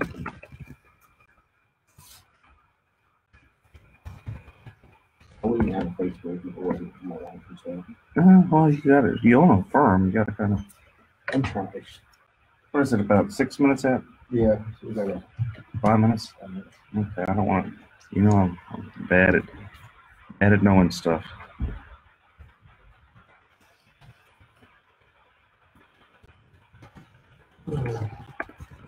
I have two main attorneys that are partners. And one of them was ARPA, that's nice and sweet. Just good like that. The other one says, "Yeah, I've always said you got a face for radio. You'll do great." That's the joke. You got a face for radio. They always tell me that too. What, a face for radio? Yeah. Kind of insult actually, but okay. It really is. We on? Everybody there? Make sure y'all. Well, not us. You got false alarm now. Make sure y'all tune in 9:50 a.m. on your radio dials, or you can always go to the iHeartRadio app and look for 950 KPRC. Check in. Make sure you listen to The Eric Dick Show. We're starting about top of the hour right now, so after the commercials, you will see us on. What's up, Steve? What's up, man? And as always, today's program sponsored by Topo Chico Aqua Mineral Water. The unpaid sponsor. As well as Bragg's Naturally Organic Apple Cider Vinegar All Natural Drink. This is the limeade flavor today. It has a little more tartness to there, but it's really good for you. Really helps with your liver. Make sure you get that Bragg's All Natural Apple Cider Vinegar. Does that really help with your liver? Huh. Hey, Shelly. How y'all doing? Hey, yeah, we're going to talk about voting today. Make sure you get out there. We're going to talk about that and a whole lot of other things today. Real fun show. But as always, call in 713-212-5950, 713-212-5950. Numbers up in the link or in the description. But yeah, if you haven't voted, today is a day to vote. You have all day to get out there. Wait in the line, whether it's short, it's long, it's going to be worth it. I'm supposed to say it doesn't matter who you vote for as long as you vote, but it does matter who you vote for. So get out there and vote for the right people. Make sure you vet the candidates and don't just listen to a bunch of nonsense and bullet points and hype. Yes or no for firefighters. Look, I'm torn on the firefighters. Firefighters kind of get what they deserve because they always support the wrong candidates. That's but true. At the same time, if we don't vote yes for Prop B, we're never going to force the city to go in there and control their spending. So you got to vote for Prop B. Yeah, I'd say vote for Prop B just because it forced the city to actually rein in their spending, so they stop spending hundreds of millions of dollars on art projects, man. Go back to the basic city services, which the city's supposed to be about. Well, not only that, what happens if we stroke out? If we stroke out, I want the firefighters there. That's true. Pull me on the EMS. I don't want them having to work a second job over at Chick-fil-A. Firefighters just don't put out fires. They also are there for EMT, EMS services. If you're stroking out, you're having a hard time, you got an accident, they're usually right there first on the scene to assess the situation. So vote for Prop B. My dad's retired firefighter too. It's a tough one to just say to vote for, but again, was at 72. Vote for Prop B today. Vote for Prop B. You never return it. Oh, the special guest we have today is Bo Bowen, attorney and Ninja Warrior. We'll get to that later. But again, y'all tune in. And again, if you have any questions, put them on here. I'll read them and we'll try to address them through the breaks or through if you want to call in, again, 713-212-5950. Turn down for what? I'm going to turn up the monitor, sorry. Do you have a studio monitor? We do have a studio monitor. It's over here. Right. But maybe she got it on quiet. Oh, I'm sorry. Ask Shannon. What am I doing? She looks like I'm in trouble already, folks. She gave me the stink eye. You have a call already? No, I hope I don't got a call already. Vote today in Clear Lake. Let's see. Tell me, Eric. You better be quiet. You gotta say some stupid stuff. Free hot dogs. So if you're in the Clear Lake area today, y'all make sure y'all swing by the Clear Lake area tailgate party. Shelly Rogers, where's that located? Where can they go for that tailgate party? She also works for me. My sister works for me too, man. Small business. She just completed a paralegal school. So for her, it's a big deal. I'm very proud of her. Oh, yeah. Turned herself around, finally settling down, growing up. We mature slowly. But you mature. Eventually, I hear that wave right there, man. I'm getting a cowlick right here. So you might want to look at the criminal. So what happens with PI? Some of the big PI firms, they'll refer after a settlement is like get hit, then they'll refer them to another lawyer. And if you haven't voted yet, drop me a message or drop me a line down here, post in this video. Why haven't you voted? What is the hesitancy? What issues are you having deciding between? Maybe I can help you come to a conclusion as to why you feel comfortable going to vote sometime soon. All right, so if you're in the Clear Lake area, Freedman Library, they're having a tailgate party out there. Hot dogs, probably some beverages, water, and great company. And you get to do that all while you're voting. So make sure y'all go down to Freedman Library. You do it after they get a big settlement. Yes. Use the settlement to fund me. Get the full retainer. There you go. Also, we'll talk about this in a minute, but if you have nothing going on right now, you can head over to 3314 Lyons Avenue. Phil Paul Bookstore just opened. Hundreds of thousands of books for $2 and $4. Legal books, medical books, all kinds of books. Go check it out. Phil Paul's always been next to the community, and now he's opened up a bookstore over in Fifth Ward. And I went by there earlier, and so make sure y'all check that out as well. Very much in the influence through emotion versus just the facts. People make a decision based on. If there's any topics y'all want to hear myself, Eric Dick, and Bo Bowen discuss today, drop those in there too. We'll try to fit it in. It's a 30-minute show, then we got to cut to the U of H game. But here we go. Oh no, they're gonna make us go in the air, folks. After traffic should come here shortly.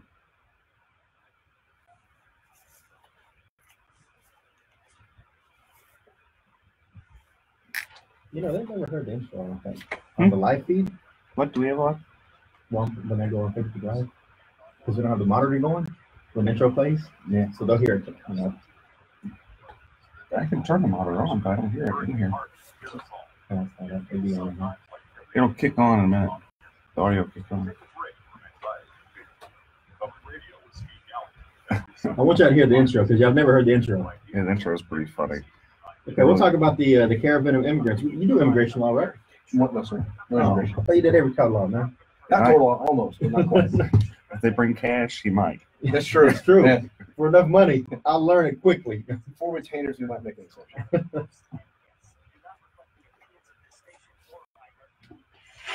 When you've got big problems, you need to have a big,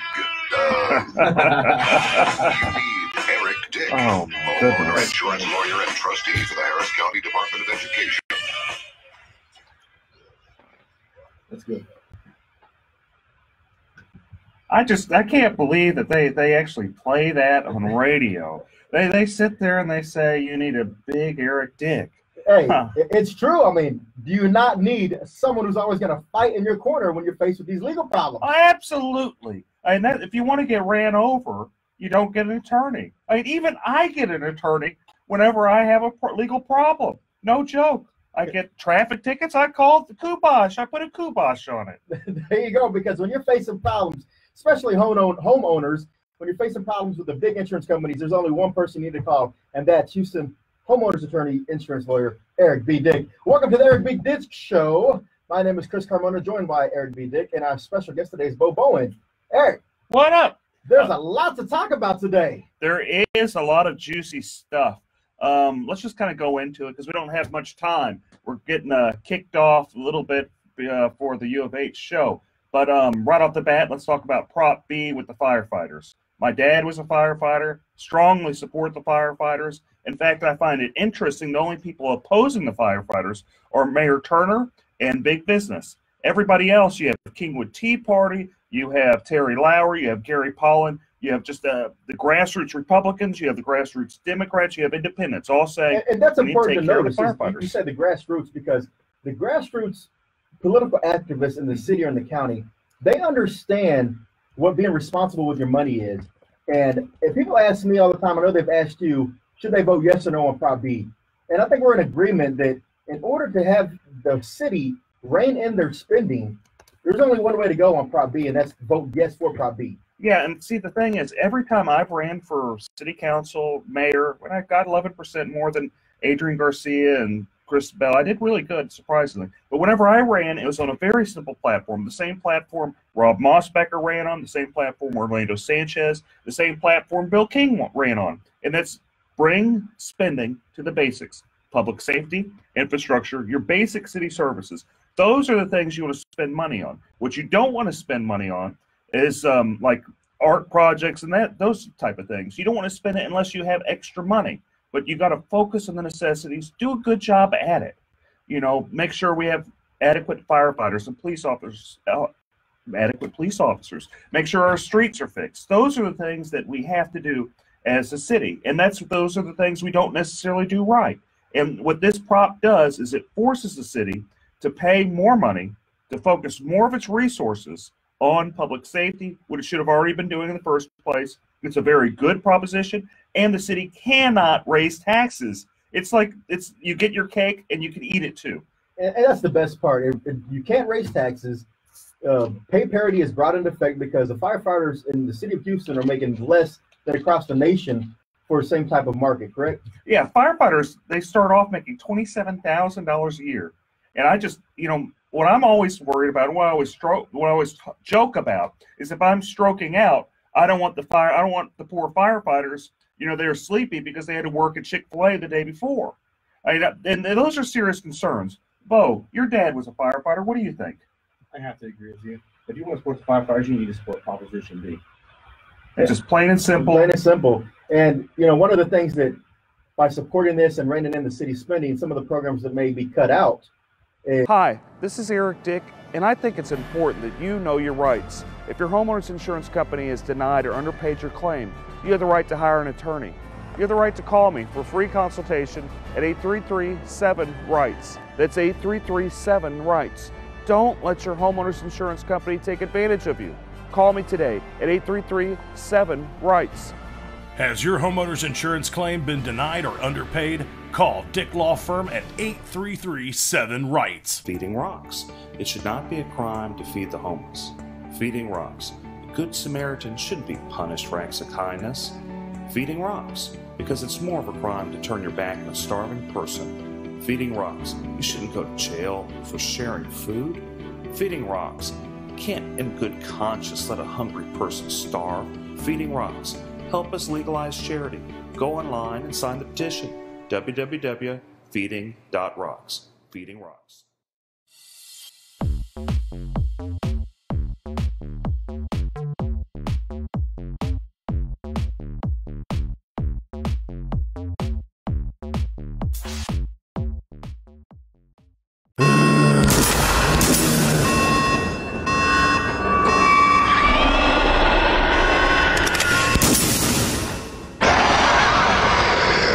Is additional funding being sent to the City of Houston Public Libraries for unnecessary services they're rendering. That's true. Let's talk about one of the things that's being controversial right now, and that's of the drag queen hour at some of the city libraries. Sure.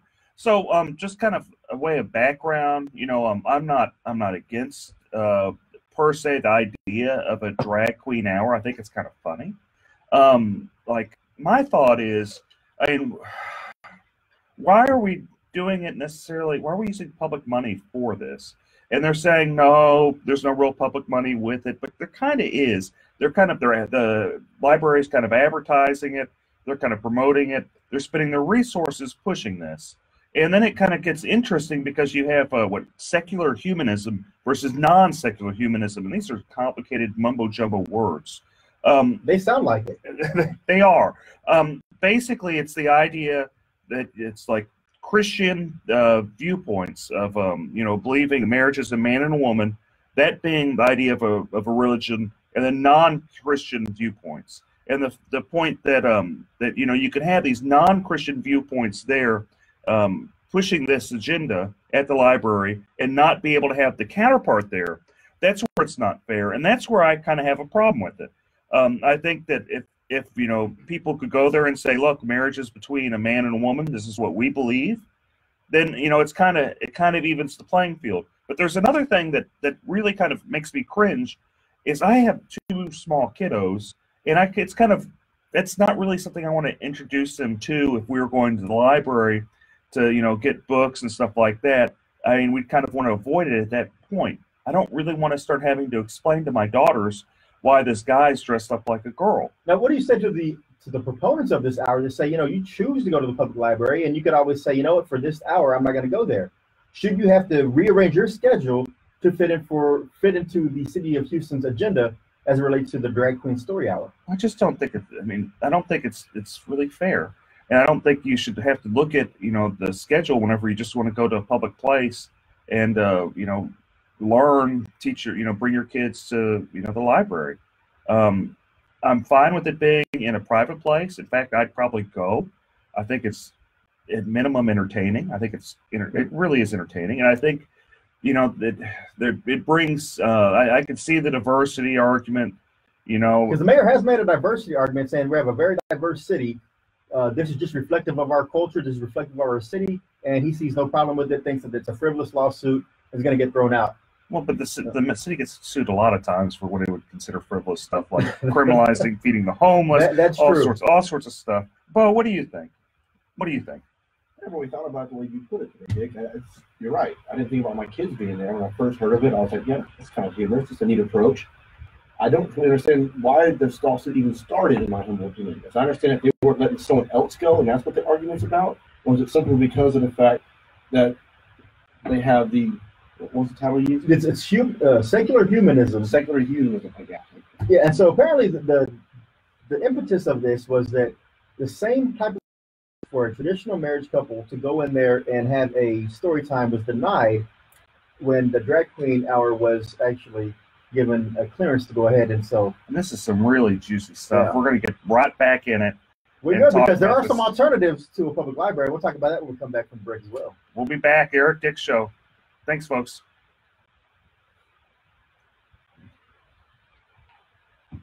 Roseanne, exactly. That's what we've been saying. Roseanne, exactly. That's the thing, is that equal time isn't being given to all types of diversity. Since a diverse city, even traditional married couples, if they want to go in there, they're being denied. So that's why the lawsuit was initiated. So it's not really a thing about against drag queen story hour. It's more of the equal application of the City of Houston Library rules. So, but going back to your point on the EMS, yeah, cities. I mean, the firefighters do provide emergency medical treatment, and also we got a good services. We got a good group. So they're tied into that somehow. Now, should there be a specific EMT team? Most counties, I think they do have that, but City of Houston firefighters are part of EMT. Very much so. Yeah. First responders. Yeah. So we're doing a lot more than the firefighters. The ambulance people should pay to get it out there. Yeah. When the city they make money off the ambulance. Because remember, they trained about 2010 or 11, they jumped the ambulance fee. So if you had to actually get a fee to get up there to come service you for a reason, I mean, they went from I think $250 like $500 or $600. And they're making money. Yeah. If he claims you can't negotiate with first inventory. That's right. I'll tell you what's kind of effed up the most is now you have like the police officers on one side fighting with the firefighters, and you shouldn't. Guns and hoses have always been at each other. Yeah, but it shouldn't be like this. It shouldn't be at each other's throat. I don't think that they haven't been like this, because there's been plenty of times where I've heard firefighters like they get in trouble and police officers like, you guys are just dumb, just move on, and that type of stuff, which it shouldn't really be happening. But my point is that those organizations have historically got along. They have, but now they're forced to be put against each other. But here's the thing, man: the firefighters have typically always gone with liberal candidates. So has the police officers. The police officers more of a more conservative scorecard. I'm not saying it's a very conservative scorecard. You're right, but I'm not saying they. Overall, the firefighters and the firefighter union, they did think they're brave. They have entrusted a lot to this mayor, to this city council. So they spend a lot of energy. That's why it's like the sympathy level is not really all there. But so how does the fire department transfer you to the hospital if you need emergency care? They come out there with ambulances. The Houston Fire Department has ambulances. They don't just have fire trucks. They actually have ambulances. They have rescue trucks. Yeah, and their own special kind of welfare departments where people are doing high-rise rescues and stuff. Yeah, they don't just put you on a ladder and say, "All right, come on, we're taking you to the hospital." Although that would be entertaining to see and watch. Or they spray down with the hose a little bit. You thirsty? I see blood. Let's spray it down. It's washed it off. You're good. Oh, man. What's redundant? What part is having a firefighter? The fire department is not needed, Well, who's going to put out the fires? Oh, we definitely need the fire department. Oh. They do multiple things. How do you not need the fire department? I don't get it. I don't get it, Chris. How do you not need the fire department? I don't know. I guess the fire department can only do fires and should not be in the business of medical necessities or medical attention. Then what do you do when you stroke out? You better get Sarah jumping in the car, driving you to the hospital. You stroke it out. Don't call 911. They don't care. Or you go to private industry and private entities for your emergency medical needs. I don't know. But if y'all have any type of suggestion or input on that, 713-212-5950. Dick, when we left off, we were talking about the city of Houston and their libraries. And well, it's going to be interesting to see how this lawsuit plays out. But if people don't feel comfortable going to the library now, they want to read some books, where can they go today that's having their grand opening? Philip Paul Bryant's bookstore, PPB. Philip blows me away with his level of enterprise. That guy, he has so many different businesses, and they're all fascinating businesses. He has his bookstore that's just opening, and books are just dirt cheap, and it's a great chance. This is kind of like a little hidden gem that you want to support, because you can go get books $2, $3 that you normally would pay $5, $6, $10 somewhere else. There's some $20 books. I was there earlier. Again, it's 3314 Lyons Avenue. It's called Phil Paul Books. Great opening today. They have kids' books for $2, over 15,000 books for under $4. And if you want a great opportunity to get some books for real cheap and support the community at the same time, check that place out. Philip does a lot of cool stuff. He does the backpack to Fifth Ward every year, where you have a lot of great family law judges that are up for re-election, like your Sherry Dean, all those folks. Alicia Franklin. There. James Lamborghino. And that's the thing. Voting is taking place right now. If you have not voted, you still have this weekend and as well as next week to the Friday at 7 p.m. to go out and early vote in Harris County. There's rumors there's a lot of irregularities going on this year, and it's more or less people are saying, you know what are you going to do about it? I'm going in. I don't care if I have ID. I don't care if somebody's helping me vote. What are you going to do to stop me? What are they going to do to stop irregular voting and voter fraud? Not look at the party because there's too much corruption. I mean, one thing I wanted to talk about, because there's this fast and furious show here, is I saw HRBC's endorsements, and I'm just appalled. This organization, who the chairman is the financial chair of the Harris County Republican Party, it's endorsing Democrats. And not only is it endorsing Democrats, it's kind of a sexist organization. This is a big business organization. They're refusing to endorse Erin Swanson, who's this young gal. She ousted a corrupt incumbent, Teresa Chang, who's just an incompetent judge. And they're so mad at her for doing that. And they're mad that she's a young, attractive woman. They are not endorsing her. And what I find just so appalling is I'm convinced that if she was a man, they would endorse her. But for her being a female, being a young female, they aren't endorsing her. They think, this is what I feel, they think that because she's a woman, she's not capable to be a judge at that age. And it's just wrong. So this is another instance of another conservative, quote unquote, conservative group endorsing Democrats, kind of in line with what Ed Emmett has done before, correct? Well, it's much worse than this, because these are people that are in power in the local Republican Party. And there's a lot of this is just big business, just buying stuff. When they cry about pay for play, and Terry Lowry, who's not pay for play, by the way, they cry about that. Big business does it all the time. They pour hundreds of thousands of dollars. I remember there was a chairman race with the local Republican Party. They spent $500,000. And the person that ran against their incumbent spent $5,000. Barely lost that race. Just barely lost. Too much money being wasted right there in local politics. But again, if y'all haven't voted yet, get out there. Voting is important. Elections matter. So vote early, vote often. Let's go to our guest. Yeah, today's guest speaker we have today in the studio is Houston local attorney Bo Bowen. Yes, sir. Hi. Thank you all for having me. And so, Bo, interesting background you have.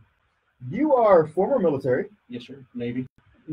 And then currently you are in the process of training to become an American Ninja Warrior. Which is awesome. You're American Ninja Lawyer. Yeah, and that should be your new marketing gimmick right there. You can pay Dick the residuals on that. But what does a lawyer, someone who has, you have two daughters, right? Yes, sir. 8 and 3. Edwin and Karis. Hey, girls. There you go. Hope they're listening. So a full-time dad, full-time attorney. How do you make time, and why would you want to make time to become the next American Ninja Warrior? For me, it's mainly getting the time with my family. Me and my daughters have daughter date nights up there at Iron Sports Gym off of 1916 Cutting Road, which is where all the top ninjas train here in Houston. There's nothing better than having your wife, your daughters tied off to you, hanging from the ceiling. You're the one letting them down. You're the belay man. That trust, that bonding, you can't get anywhere else. Hey, so can you do ninja rolls, like true ninja rolls, where you back it up and then just do a backflip, front flip? I can now do a forward roll, not a backflip just yet. I'm still mastering the lâché. That's where you take your body and you throw yourself forward and you catch things. I'm still at the very, very basic levels. I'm no Daniel Gill yet. And Daniel Gill is a local legend, right? Yes, sir. He is by far the #1 competitor right now for these Americans in Ninja Warrior. Okay, he trains at the same gym. It's just amazing that you have this family lawyer by day, American Ninja by night. And it's really like awesome. a superhero. It is a superhero. It's a crime fighter. And during the day, he's helping people out, with their will, fights, fight over property, fight over division of the kids, property, everything. So if you're not fighting corruption in the courtroom, you're not fighting against the people outside of the courtroom, you're probably in your office taking in clients, right? Yes, sir. A lot of client consultation. So what is the biggest thing you're seeing, at least in the family law arena, of other than divorces? Like, what are people facing right now in the community? What's ailing them, and why are they coming to see you? Well, the majority of them are coming because unfortunately, the family is broken down. The husband and wife relationship has fallen to the wayside. The more problem I see is they're waiting too long to seek an attorney. They're trying to do it themselves. They're getting the paperwork offline. Then they waste all that time and initiate it. They have to pay us to fix everything, and then the process takes that much longer. And of course, through that period of time, they're fighting more, they're losing more instead of trying to work together. It's best to come in sometimes, rip that Band-Aid off, and then learn how to co-parent. That squabbling in between is what really causes those relationships to fail. And I'm talking about the children. They're the ones that suffer this whole time. It also causes resentment and, people just fighting over all that time. So on the flip side, isn't someone having a wedding today? Or that is correct. My baby sister's having her wedding shower today. Her name is Joanna Bowen, soon to be Joanna Sanders. She finally found the man of her dreams. You know who I'm talking to, Marty. You're a lucky man. And I hope they're listening. I love you, Melissa. Love you. Yeah, Melissa Smith's getting married too with the board that I'm at. Congratulations, Melissa. So if people wanted to contact your law firm, how would they do that, Bo? The best way to reach us is 713-574-7777. That main line again is 713-574-7777. You can also find us on the web at www.bowen, BOWENLF, as in lawfirm.com. Now, Bo, I always try to throw out questions for our guests, legal questions that are out of the ordinary. Let me kick this one to you. So you have a couple that have been together for about 5 to 7 years, right? But each one is currently married to someone else, but their spouses are somewhere else, right? So over this 5 or 7 years, they've acquired a purchase of a home. They've been living in that home. They break up, but they can't do anything about that, or can they, since they're still technically married to other people? What's the remedy on that? How does someone not get kicked out of the house? How do they fight over the house? Who stays in the house? What do you think, Bo? So making sure we have 2 people who are married, and then they break up and they get with other people and they buy new property? Yes. Okay, well, unfortunately in Texas, you can't do more than one marriage. It's called bigamy. So you can't have a new marriage until the first one is ended. So if you're then buying property together as a married couple to someone else, that property is still considered community property. So they would have arguably half, and the other side would then have half, meaning their spouse they're currently married to. Because as soon as you buy anything when you're married, again, after the marriage date, whether you leave them, there's no legal separation in Texas. And Chris is taking notes here because actually those people came to his office yesterday. They called me yesterday. I'm trying to get a good answer for them. But the thing is, and that's the thing is, so now, whether you wanted to or not, if this was a secret affair for 5 or 7 years, are they going to have to now bring in those spouses they were keeping secret to try to finally get rid of this property? Yes, sir, especially their names on it. It's going to make it difficult. I encourage you to get them all together, reach inside a sort of settlement, see what everyone wants. I'm trying to get them to work together. Otherwise, this will be in court for me. So, hi, this is Eric Dick, and I think it's important that you know your rights. If your homeowner's insurance company has denied or underpaid your claim, you have the right to hire an attorney. You have the right to call me for free consultation at 833-7-RIGHTS. That's 833-7-RIGHTS. Don't let your homeowner's insurance company take advantage of you. Call me today at 833-7-RIGHTS. Has your homeowner's insurance claim been denied or underpaid? Call Dick Law Firm at 833-7-RIGHTS. Feeding Rocks. It should not be a crime to feed the homeless. Feeding Rocks. A good Samaritan shouldn't be punished for acts of kindness. Feeding Rocks. Because it's more of a crime to turn your back on a starving person. Feeding Rocks. You shouldn't go to jail for sharing food. Feeding Rocks. You can't in good conscience let a hungry person starve. Feeding Rocks. Help us legalize charity. Go online and sign the petition. www.feeding.rocks. Feeding Rocks.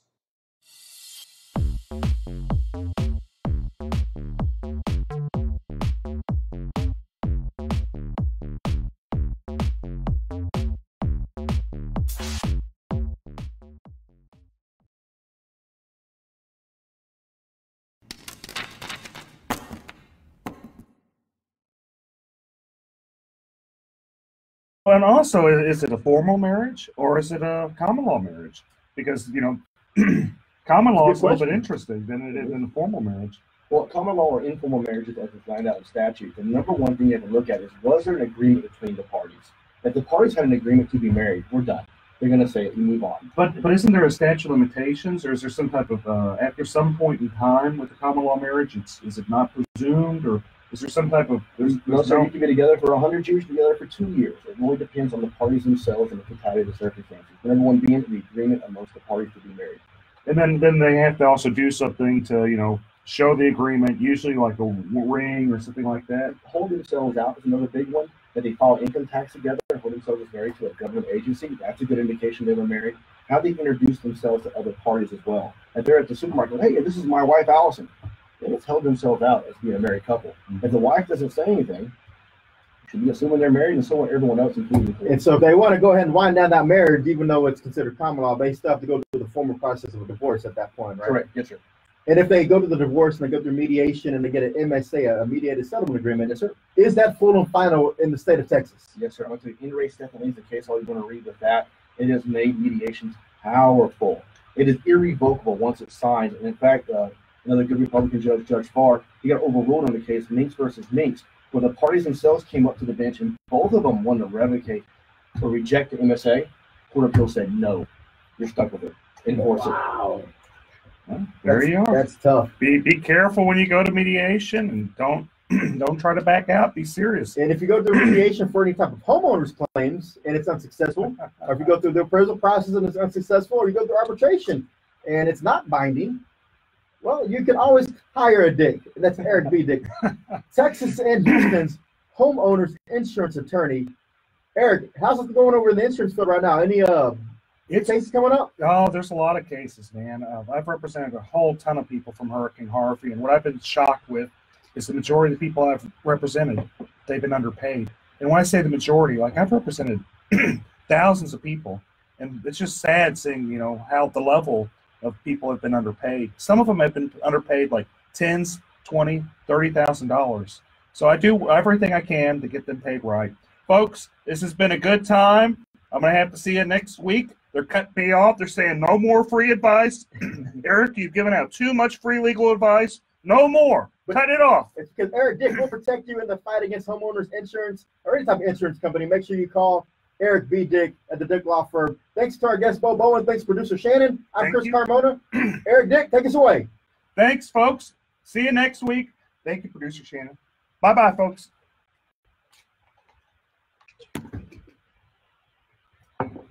We're gone. Thanks, guys, for listening. We're gone. Hope I didn't get in too much trouble. Roseanne, thanks for the great contribution. Hope I didn't get in too much trouble, folks. You have a good one. Thanks for your contribution as well. Shelly Rogers, thank you for your contribution again.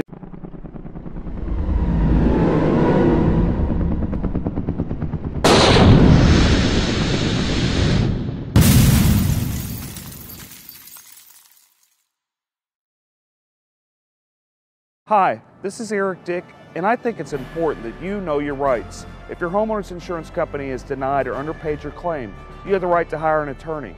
You have the right to call me for a free consultation at 833-7-RIGHTS. That's 833-7-RIGHTS. Don't let your homeowner's insurance company take advantage of you. Call me today at 833-7-RIGHTS. Has your homeowner's insurance claim been denied or underpaid? Call Dick Law Firm at 833-7-RIGHTS. Feeding Rocks. It should not be a crime to feed the homeless. Feeding Rocks. A good Samaritan shouldn't be punished for acts of kindness. Feeding Rocks. Because it's more of a crime to turn your back on a starving person. Feeding Rocks. You shouldn't go to jail for sharing food. Feeding Rocks. You can't in good conscience let a hungry person starve. Feeding Rocks. Help us legalize charity.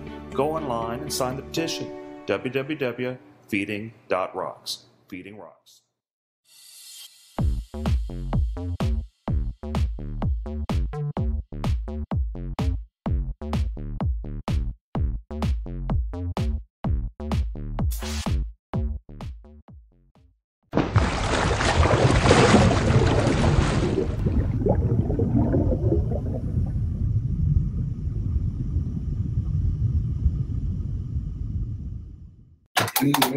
Listen now by going to FoxNewsPodcasts.com. Tucker Carlson. So much barking and noise and yelling. Our role is to take 3 steps back and discern what really matters. Sean Hannity. The most important thing that we are looking out for the forgotten men and women in this country. Laura Ingraham. They're going to get straight. If y'all can't sit here all day online, make sure y'all go onto the iHeartRadio Media app, KPRC 950, or just tune into your radio, 950 AM. A lot of good stuff today. A lot of good stuff. But it's only 30 minutes, so make sure y'all tune in. If you're going to get some calls in, 713-212-5950. Finally forbidding insurers from discriminating against or denying coverage to Americans with pre-existing conditions. The GOP spent 8 years preparing to repeal the law, even forcing a government shutdown. Hey, Karen. Hey, little Tim. A California college ready to shell out hundreds of millions of dollars to settle lawsuits. The University of Southern California says it'll pay out $215 million to settle claims of sexual abuse by a school gynecologist. That settlement would compensate individuals. And as always, today's segment brought to you by Bragg's Organic Apple Cider Vinegar, all natural drink. And we got the right one today, apple cinnamon. Dick, where's your Topo Chico? I got a little Topo Chico right here. You got it? Let's make sure you got it. Got it? I got a Topo Chico. David, what are you drinking, man? Starbucks. Ah, come on, man. It's a Frappuccino. Yeah. He's got the Frappuccino. He's frapping it. Oh, man. What a rush. Sorry, Shannon. We were rushing. Shannon, you get a car. We didn't give me a badge. Yeah. Barely did it. Okay. 7,000 members of the 2nd Marine Expeditionary Force are believed to have Hey, y'all. as Hurricane Florence closed in last month. Oh, it's going to be a juicy show. It's going to be a short show, but it's going to be juicy. 30 minutes, huh? Yeah. So we have one break around 14 to 18 again. And 27, 26 more don't pick us up. So we're going to go into, what do you want to talk about? Oh, first let's start about, there's a new suit. Well, first let's talk Attack Him again. And I'm Joe. Attack Him. Oh, yeah, I could Attack Him. And then we'll talk about the suit against the city for the largest gun show in the country. Is over the drag queen show. Yeah, they got to watch out. They might get in trouble on that for anti-slap. How are you going to get around anti-slap with that? Good afternoon. Watch out for an accident on the North Freeway northbound and the North Loop. This has 2 left lanes blocked. Some good news, that accident we had on the North Freeway southbound equipment has been cleared. Traffic is unwinding in that area, adding about 30 minutes to your commute. I'm Eunice Garcia, the 24-hour traffic center. Okay, cool. And pizzas for a limited time. And then we'll talk about Sylvia some more. Yeah, we do need to talk about Sylvia though. We got the rest of the affidavit, and we can talk about the Chronicles of Hypocrisy because they endorsed her after being one of the lead publications on this Me Too and Kavanaugh stuff. Go to Danny and his friends. Take a break from After the first break, we're going down. After the first break, we're going to you with the about immigration law and how it ties in and stuff like that. KPRC. We'll make it fit. Opinions provided on the Eric Dick Show are for information.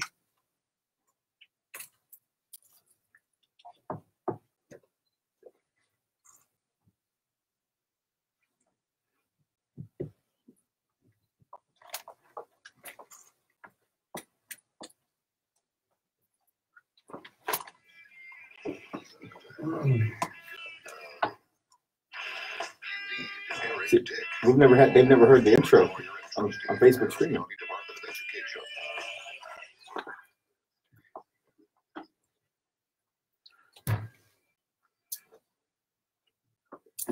All right, folks, we're back to a spicy show here today. It's going to be Fast and Furious Eric Dick show with my co-host and wingman, Chris Carmona.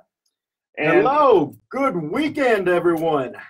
It is going to be a great show. Okay, we had a lot happen this week. We had, Touchy Sylvia. We got the rest of her affidavit where, she's talking about some rash she has, and she has a clerk when she's a municipal judge, and she, starts telling the clerk, hey, I got this rash on my leg. You want to see it? And the clerk's like, well, no, not really, Sylvia.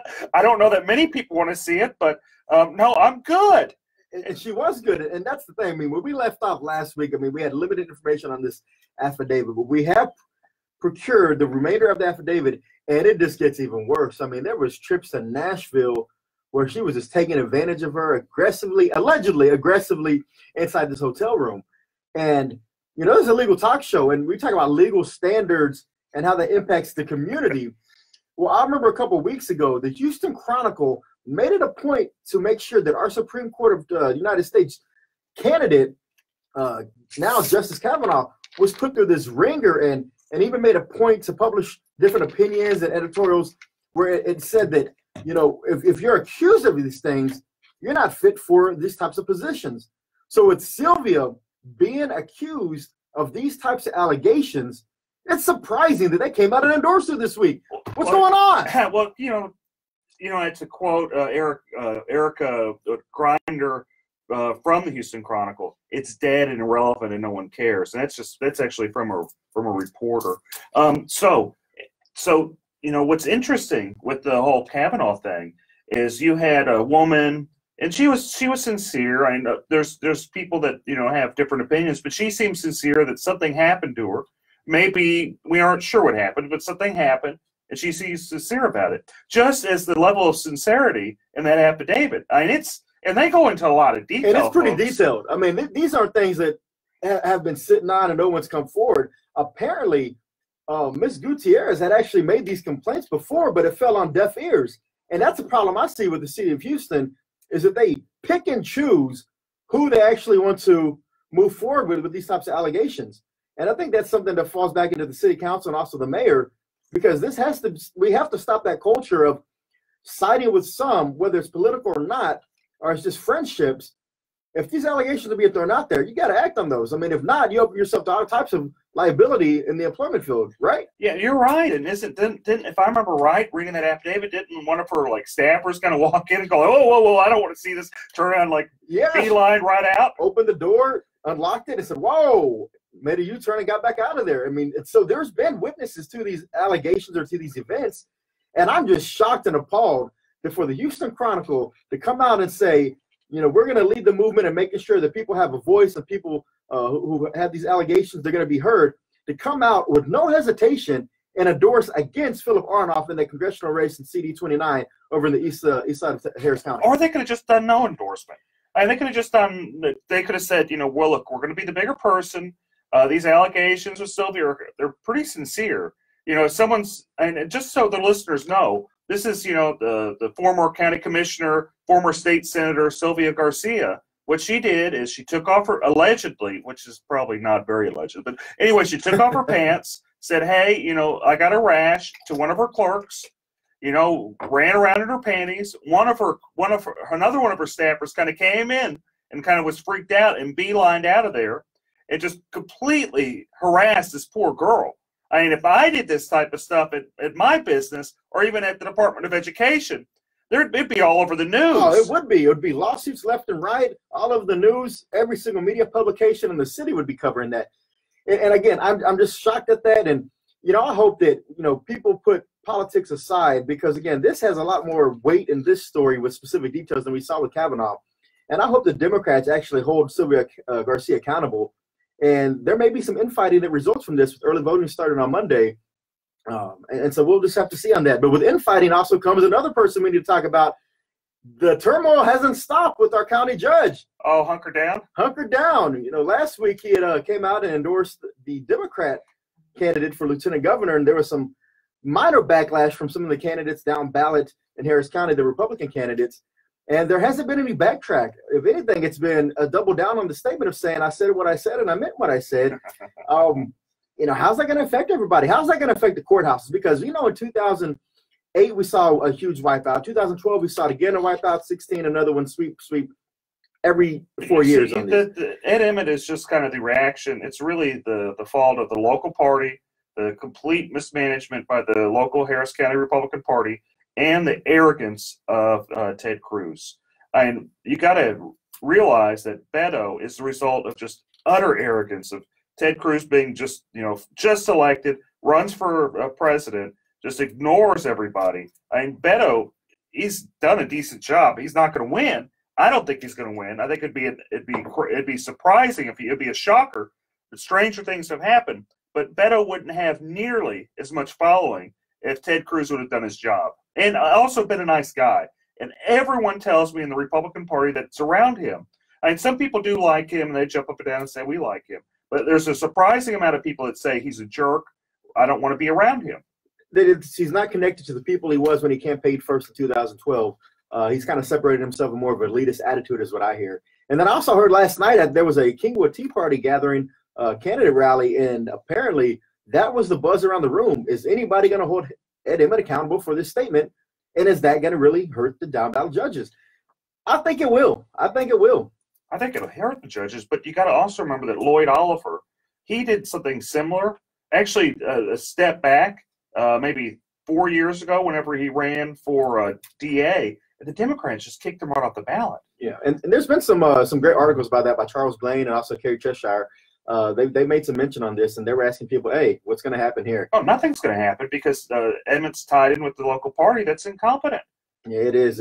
And more to come on the Eric Dick Show. A shortened segment today. We only have half an hour. We got to get to y'all some sports programming. But y'all sit right there, and we'll be right back. Thanks, folks. See you shortly. We'll come in, go in with you for probably another 10, 12, then we'll be done. Yeah. So what do you feel comfortable talking about? Like what area are you just feel like, man, I know this, I'm dynamic on this, and boom. Just anything immigration is good. We do all types of immigration. We do business, we do family, we do removal. So anything that you want to talk about in terms of any new changes, like right now there's an instant denial that just started in September. Okay. So that means that if you send a petition, it's wrong, something wrong with it, not all there, so just deny it. And this bad used to, they just refuse it. But denying it is actually right up here. Okay. Then we can talk about this caravan that's coming up and Trump's statement. There's some tough people, and we don't want those tough people coming in. And we can see about they're coming from Guatemala and Honduras. They're trying to go through Mexico. Mexico's actually trying to do their job and secure the border. So we don't want you coming in and filter in. They tore it down and. I'll tie into immigration, and then immigration right there. That's how we do it. I think smoking always affected my daily life because I was a closet smoker. Roseanne, exactly. Someone like the county chair should have said something, but he didn't. Really, the guy pays them off. I mean, it's his major funder. There's no him and this guy Weekly, they own him. So what is he gonna say? No, don't do it. But like I said, it's gonna be very, very, very. We got a good many followers now. Not want to break straight ticket voting because of his insistence on doing that. So we'll see how it turns out. But early voting starts on Monday. Make sure I go by. Vote all the way through from the top to the bottom. A lot of judges on that ballot that really need your support. It's not a smart idea just to always hit straight ticket if you don't feel comfortable with all the candidates. Beto, fake Mexican. Is he really a fake Mexican or is he just using the name to try to trick people? What kind of fires was he putting out? Like what was being said to try to mitigate that damage? I mean, could you really mitigate that? Unless maybe to show some poll numbers, like the current poll shows, even with that statement, we're still up about 15%. Anything like that.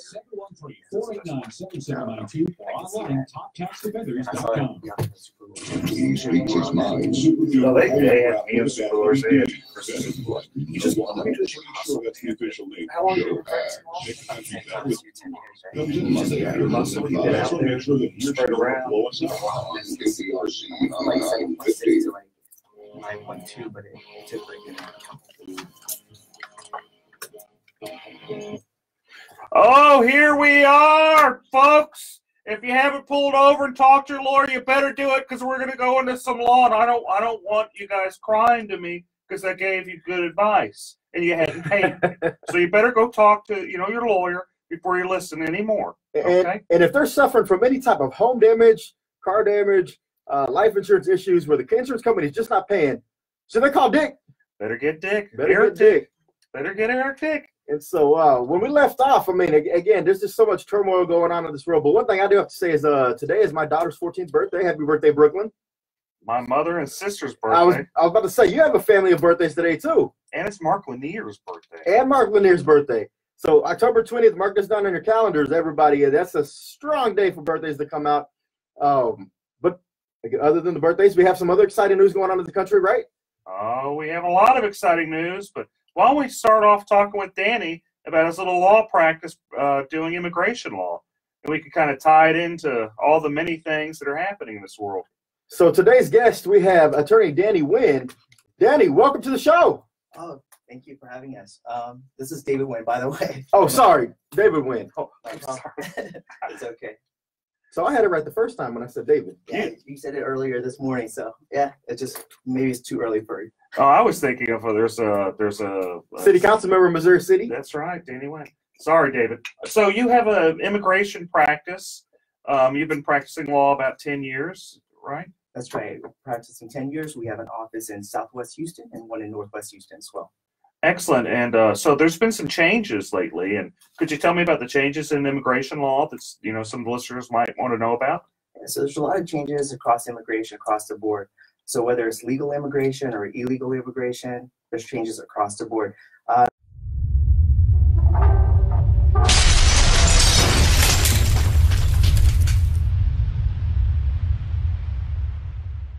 Hi, this is Eric Dick, and I think it's important that you know your rights. If your homeowner's insurance company has denied or underpaid your claim, you have the right to hire an attorney. You have the right to call me for a free consultation at 833-7-RIGHTS. That's 833-7-RIGHTS. Don't let your homeowner's insurance company take advantage of you. Call me today at 833-7-RIGHTS. Has your homeowner's insurance claim been denied or underpaid? Call Dick Law Firm at 833-7-RIGHTS. Feeding rocks. It should not be a crime to feed the homeless. Feeding rocks. A good Samaritan shouldn't be punished for acts of kindness.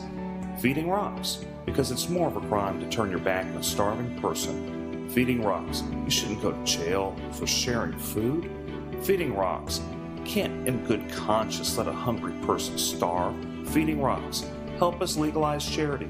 Go online and sign the petition. www.feeding.rocks. Feeding Rocks.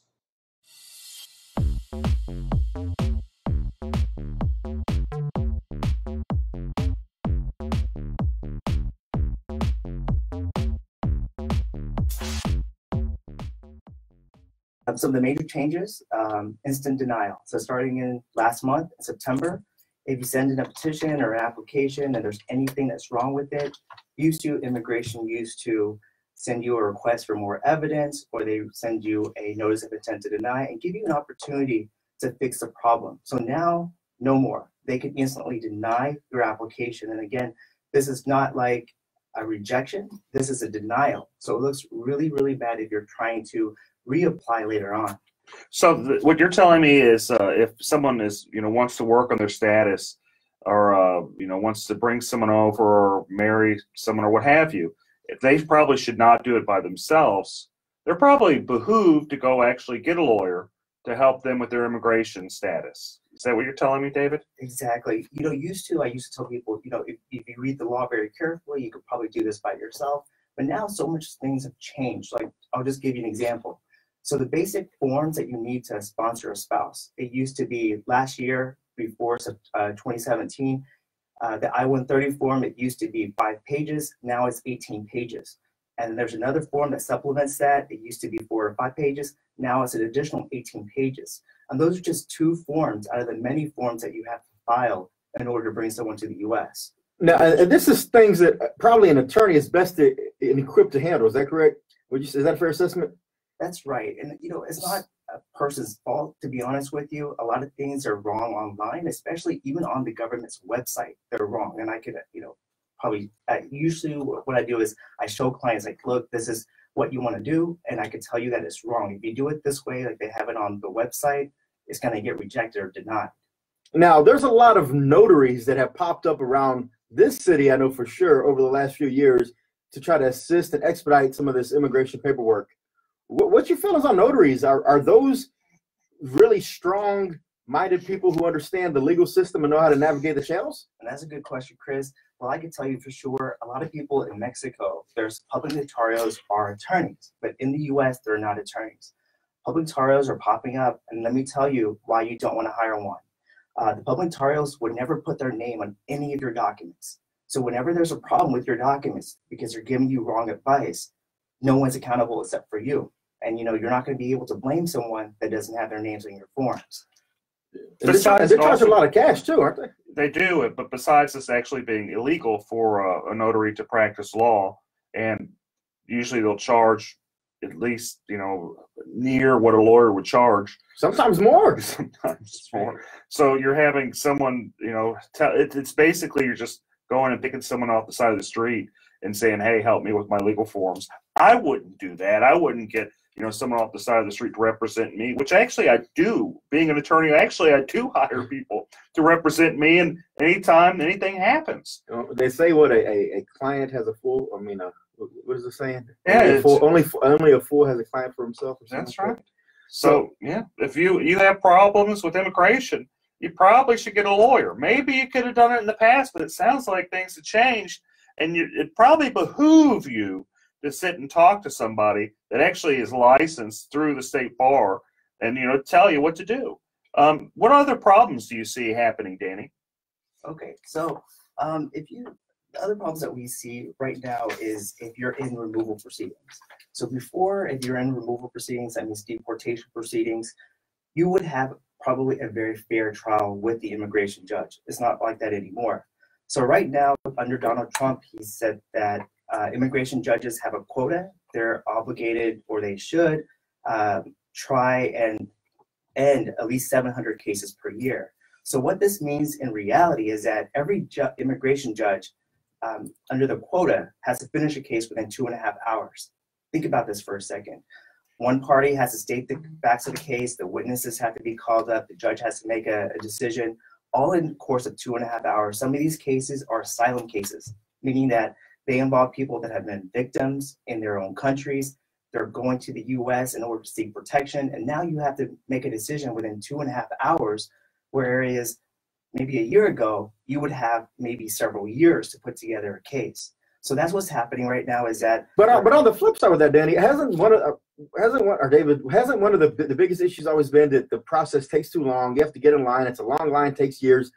But with this expediency of a 2-hour hearing, or doesn't that speed up the process? And doesn't that help people who are in the queue trying to get through the system properly?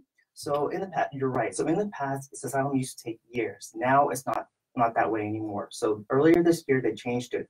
When you apply for asylum today, instead of taking years, you're going to get a notice for an interview within 3 to 5 months. That's very quick. Think about this. You have to show asylum is not easy to get. You're going to have to, usually the attorney will write a legal brief. You have to show evidence, so medical records. Imagine fleeing your country with nothing, and then you're going to have to try to get, certified copies of your birth certificate, your, anything that you have in that situation, maybe judicial records. I mean, it's going to be very hard for anyone that's fleeing their country with no money. Yeah. And nonprofits nowadays don't have a budget in order to fix this issue. There's too many people. It's definitely a broken system. It's something that we really have to make sure we're pressing our Congress members and our senators to put something in place that's actually going to be sustainable in the long term. And it's not just the immigration system. I mean, it's the same way with our justice system. There's a lot of sad things that happen every day. I had a client one time in criminal law back when I first started practicing law, where she had some problems with the welfare she got too much welfare because she was broke. And the judge that she was in front of, who's now the administrative judge in Harris County, was Susan Brown. She was nice enough to, put Mike Al in jail, baby in hand. When I say baby in hand, I had to watch the baby while the grandmother came to pick her up. It was training for you, Dick. It was training for you. That's training. But we want to talk about injustice. There's a lot of injustice to go around, a lot of injustice in different spots. And it's been going on a long time, and I imagine there always will be injustice. Yeah, real quick, David. There's a huge caravan coming through Central America right now, going through Mexico, trying to get to the United States.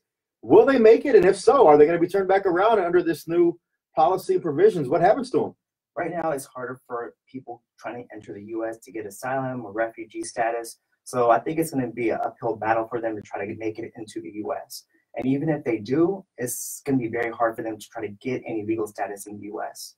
So it's very hard. We're turning away people that are actually fleeing their country. Some of these people, yes, there's always people that will try to, go past the system that do not qualify. But you have to understand there's a huge vetting process to make sure that their alibi sticks. There's multiple interviews to make sure they have a credible fear. But if you have a group of 1,000 people coming in one time and saying, we just got bombed in our neighborhood, shouldn't their stories all match, and wouldn't that be considered some type of evidence that could be used in the process? So just like you mentioned earlier about the Kavanaugh hearing, when people experience trauma, they're gonna remember different things. And so when you have a child versus an adult, they're gonna see different things, and that's why it takes a lot of work in order to gather the story to make it make sense, because every person's story is going to be a little different based on their experience. Well, I think it just goes to show that you're always probably doing right whenever you have legal problems to go and get an attorney. The system's always going to change under whether it's Trump, whether it was going to be somebody else, the system's going to change. Whether it's good or bad, it always remains to be seen. It's fascinating how government works and how consequences for actions happen. Plenty of times they're inadvertent. This could be a good thing, it could be a bad thing. Only time will tell. But what is important is while they're going through this process, if they're serious about it, they probably need legal help. They do, and that's what we're here for, is to try to make sure we guide people to make sure they're getting legal help in any type of situation they're in. And David Wynn, thank you for your time today with talking about immigration. And if anybody needs to reach out to David, what's that phone number? It's 281-777-1236. All right, thank you, David. Yeah, so is there anything else we need to go through in this fast and furious? Absolutely. Again, anytime you're facing an insurance company, whether it's a car accident, a personal injury that happens, you slipped and fell, or you got flooded or hail damage, and the insurance company does not want to pay, you got to make sure you have someone on your side who's going to fight for you from the beginning to the end, and is going to take the insurance company to task. What I found amazing is I've represented like thousands of people, and when I say thousands, like 2,000-3,000 people. And out of those thousands of people I've represented, I'd say 98-99% were underpaid on their claims. It's just kind of fascinating that so many insurance companies just underpay claims, and they pay big money to to government through lobbyist organizations like Texans for Lawsuit Reform to buy people off.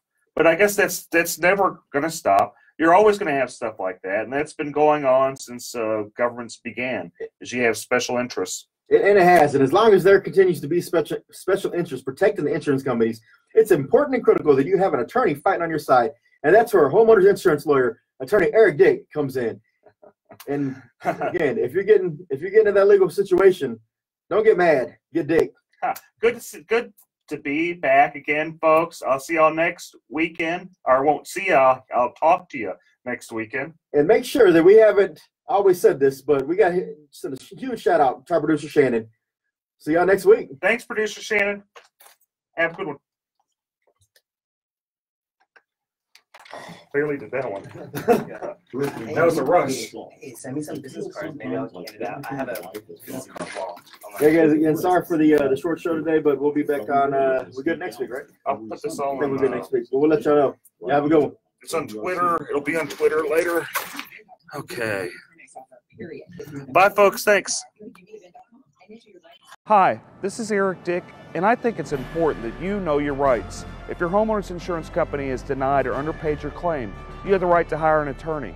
You have the right to call me for free consultation at 833-7-RIGHTS. That's 833-7-RIGHTS. Don't let your homeowner's insurance company take advantage of you. Call me today at 833-7-RIGHTS. Has your homeowner's insurance claim been denied or underpaid? Call Dick Law Firm at 833-7-RIGHTS. Feeding Rocks. It should not be a crime to feed the homeless. Feeding Rocks. A good Samaritan shouldn't be punished for acts of kindness. Feeding Rocks. Because it's more of a crime to turn your back on a starving person. Feeding Rocks. You shouldn't go to jail for sharing food. Feeding Rocks.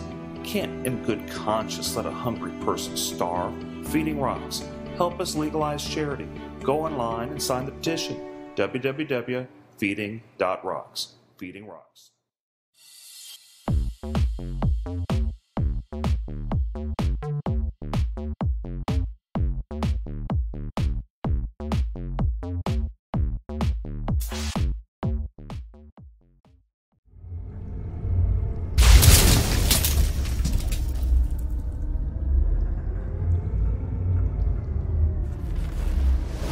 We're about to go live.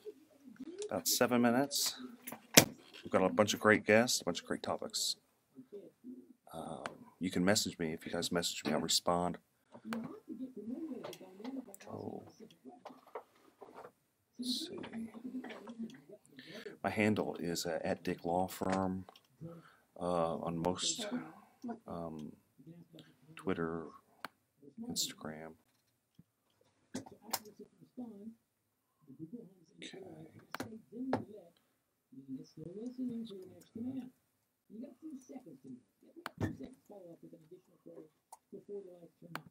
You're doing your live stream too? Yeah. Does he have Wi-Fi or no? There is Wi-Fi here. It's iHeartMedia. I don't remember the password. I'm gonna have to find it. Yes, yeah, iHeartRadio guest. Yeah. Radio guest. No jumping.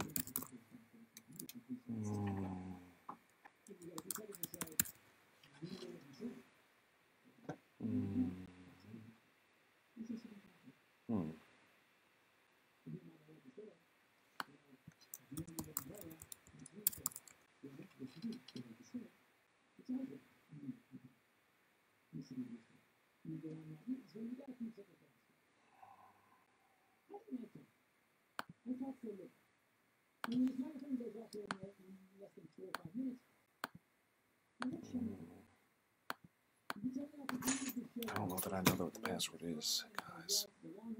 I'm looking for the email where they sent it to me.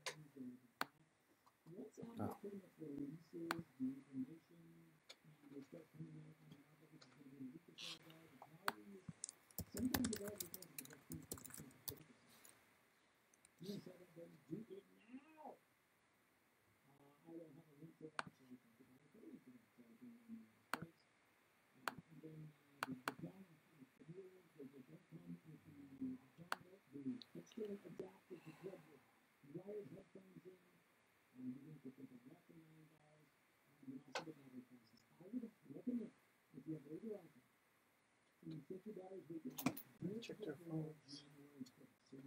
Good, I checked their phones already. I put mine on vibrate. Yeah, mine's on vibrate. Probably better put it in your pockets. Yeah, I watched the debate last night. I saw clips of it. That's it. Yeah, pretty much. We have kids, so we're like, we have triplets. You So, have triplets? Yeah. so we basically pass out at Pretty much. It's work, take care of the kids, and sleep. Yeah. When you When can. they go to bed, we clean, do all this stuff, and then pass out. 2.5. Or at least y'all wait till they go to bed first. So. Before we pass out, that's a good thing. Well, we do CPS work, so It's we kind of know a necessary requirement. it's kind of a necessary requirement. Wow.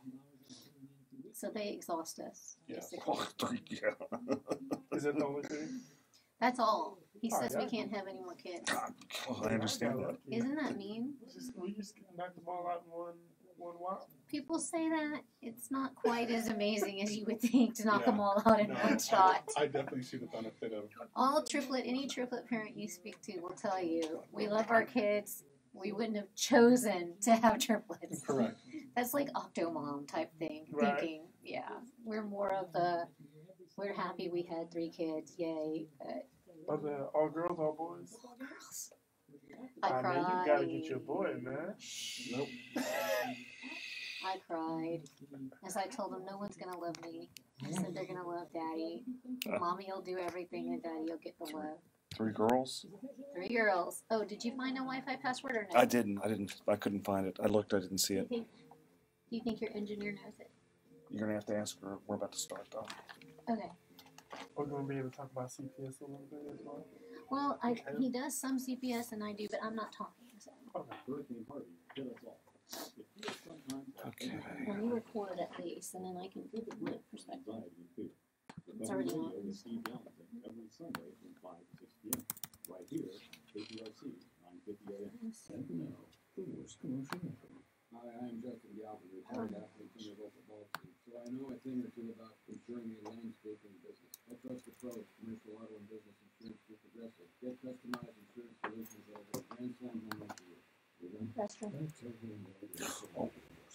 I'm running. Whereas commercial auto and business insurance through Progressive is agent. To the left. To the left.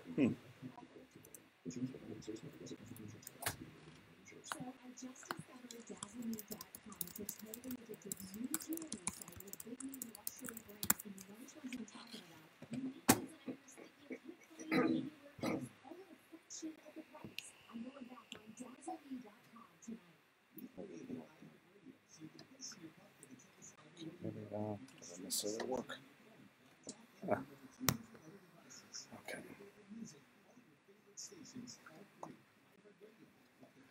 We're about to go on live with we're at KPRC, AM 950.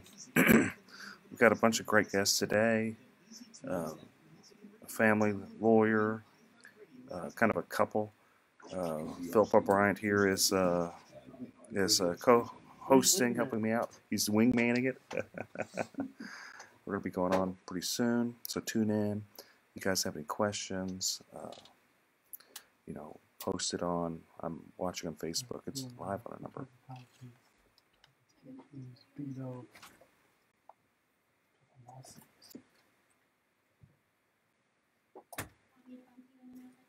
That's fine.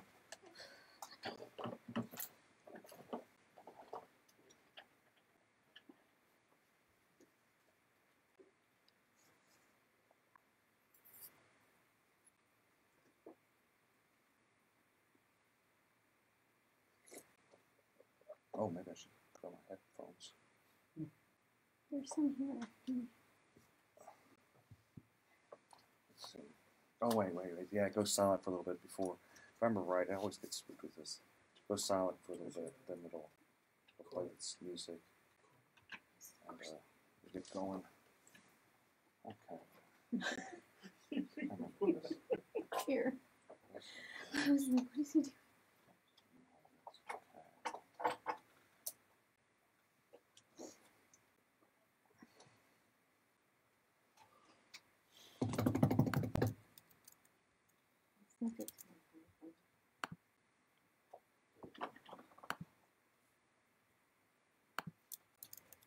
I didn't know Beto had a DWI.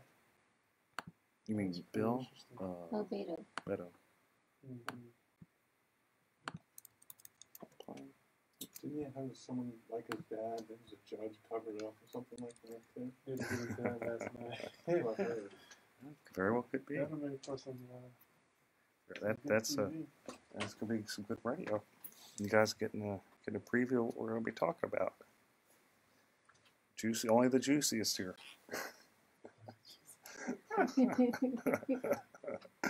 Okay.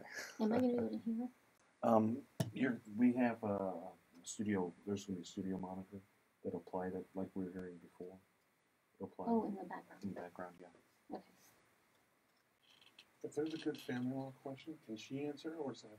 I don't mind. Y'all can both answer. Okay. There should be a mic right there. That might still be on. There should be both mics on. But No, those criminals up there. All Well, if he says for me to do it, I can push mic on. yeah, no, just hold on.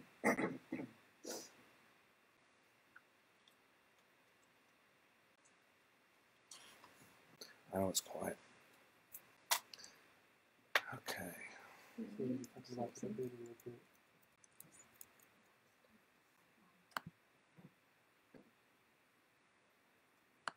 This was Newman and then Rodriguez.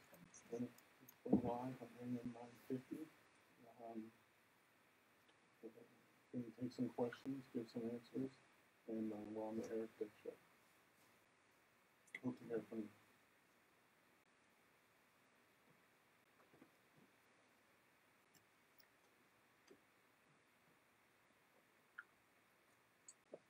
Okay, I know it's a little quiet. I know. That's okay. Just getting ready. It's the calm before the storm, folks. The calm before the storm.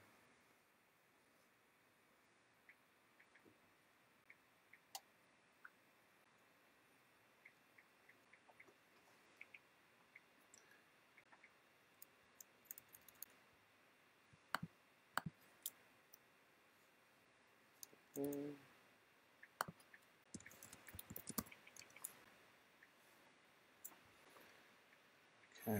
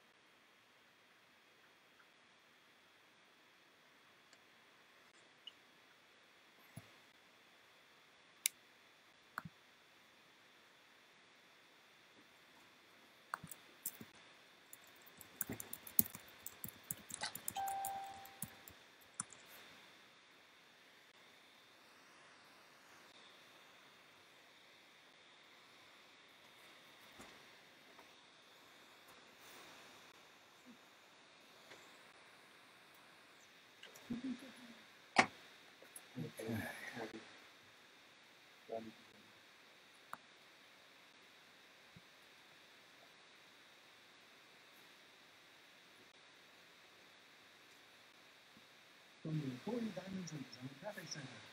We did have an accident working on the outbound side of the freeway. We couldn't reach out to the backing up into the downtown area. It's not clear, but things still might be slow to unwind. And we do have construction delayed outbound on the Southwest Freeway, approaching West Loop, but now the backup from the Freeway. I'm Stephen Cross. I'm 24 hours traffic center. Adjust that. This report is a headphone volume there too. It's too loud. This was a participating mobile enterprise stores. Okay, we'll get ready to go on. Minutes, folks. I'm here. Still have a delay. You tune in AM 950 or just Facebook Live, Twitter, Instagram, Twitch.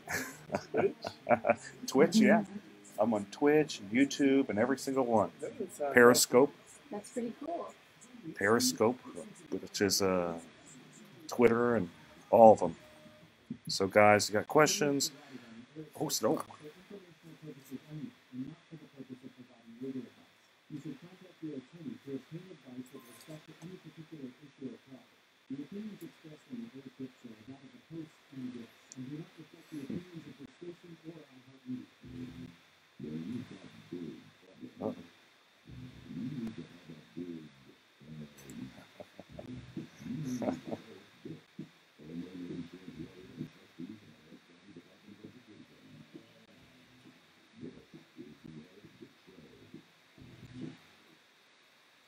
Whoa, I'm back again, back for more.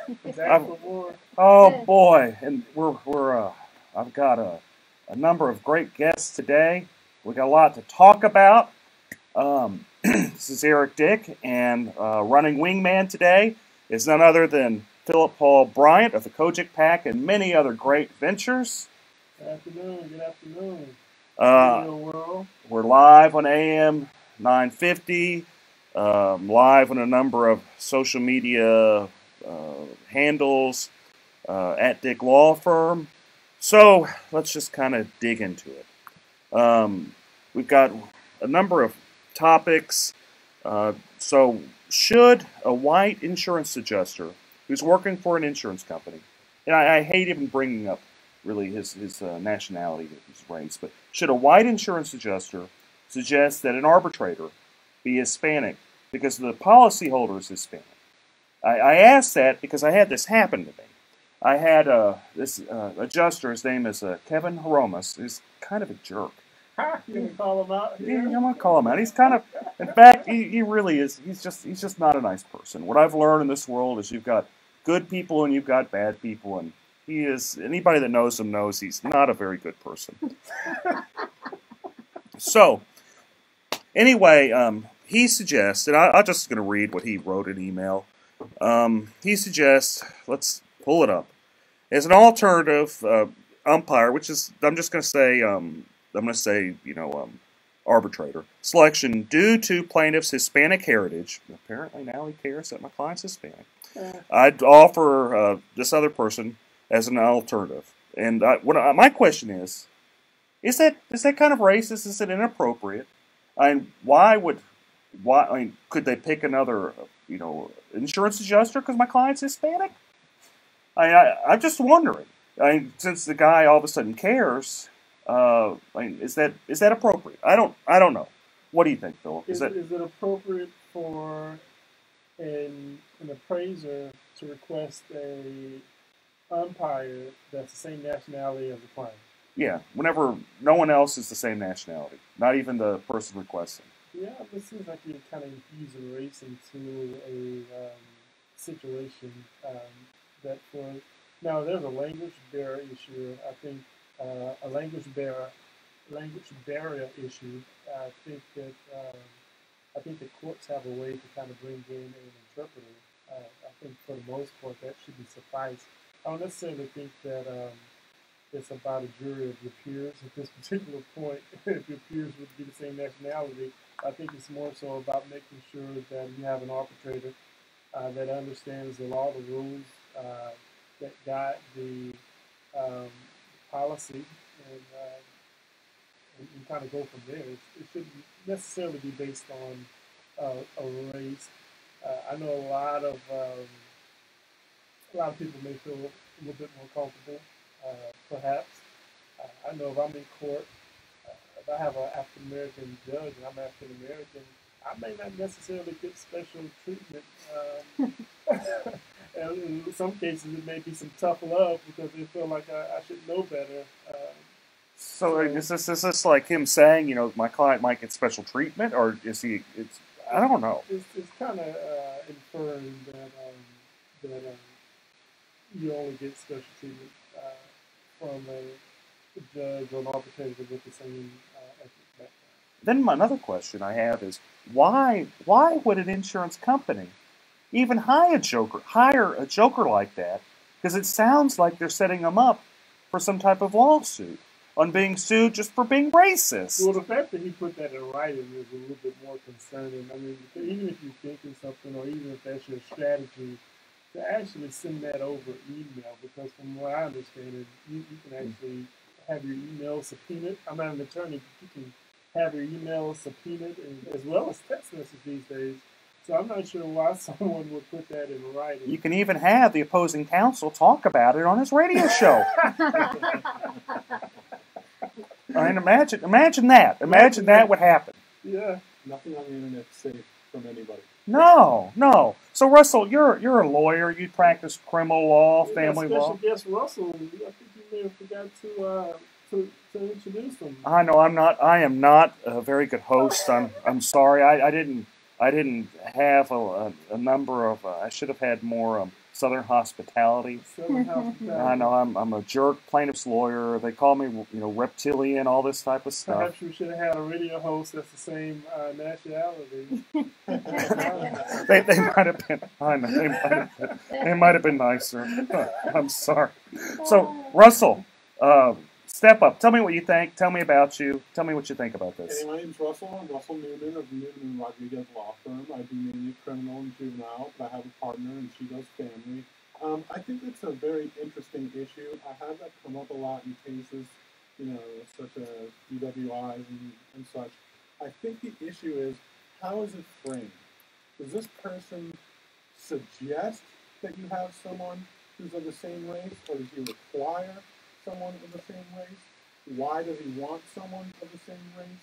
I think there's issues there within that have to be answered. I don't on its face love the idea, no, I don't. But I'd like to know the thinking behind it before I say it's absolutely inappropriate, or is appropriate, or is not, or whatever. But on its face, yes, I do find it kind of disturbing. Well, why would you even go down that path? This is my first question. What does it matter their race? It doesn't. I mean, what is it? I mean, I'd hope in the current arbitrator's former county attorney, Michael Fleming, who I can tell you personally, I could go up to him and tell him what I think, and he's going to say he don't care. He's going to make his own decision, because that's just how he is, period. And they just, I guess they'd rather, I don't know. It just seems. Hi, this is Eric Dick, and I think it's important that you know your rights. If your homeowner's insurance company has denied or underpaid your claim, you have the right to hire an attorney. You have the right to call me for free consultation at 833-7-RIGHTS. That's 833-7-RIGHTS. Don't let your homeowner's insurance company take advantage of you. Call me today at 833-7-RIGHTS. Has your homeowner's insurance claim been denied or underpaid? Call Dick Law Firm at 833-7-RIGHTS. Feeding rocks. It should not be a crime to feed the homeless. Feeding rocks. A good Samaritan shouldn't be punished for acts of kindness.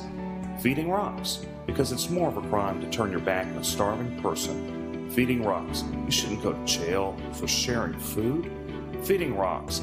You can't in good conscience let a hungry person starve. Feeding rocks. Help us legalize charity. Go online and sign the petition. www.feeding.rocks. Feeding Rocks.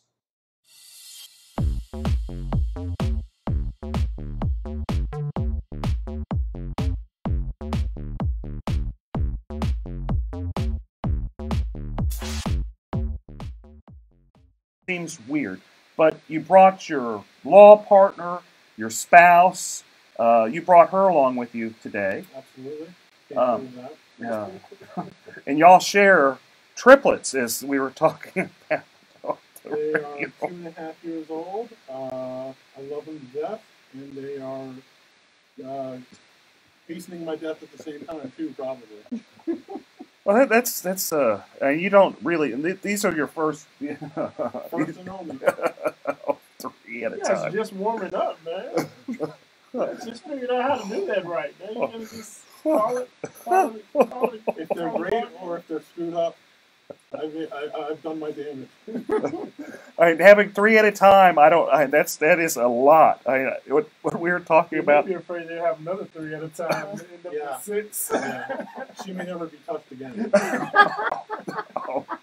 I sometimes joke with my spouse that having children is the best form of birth control. No, having 3 kids is the best form of birth control. That's very true. Oh, okay. Okay. We're going to take a little bit of a break. Talk more with Russell and Philip O'Brien about some other great topics. Thanks, guys. We'll be back.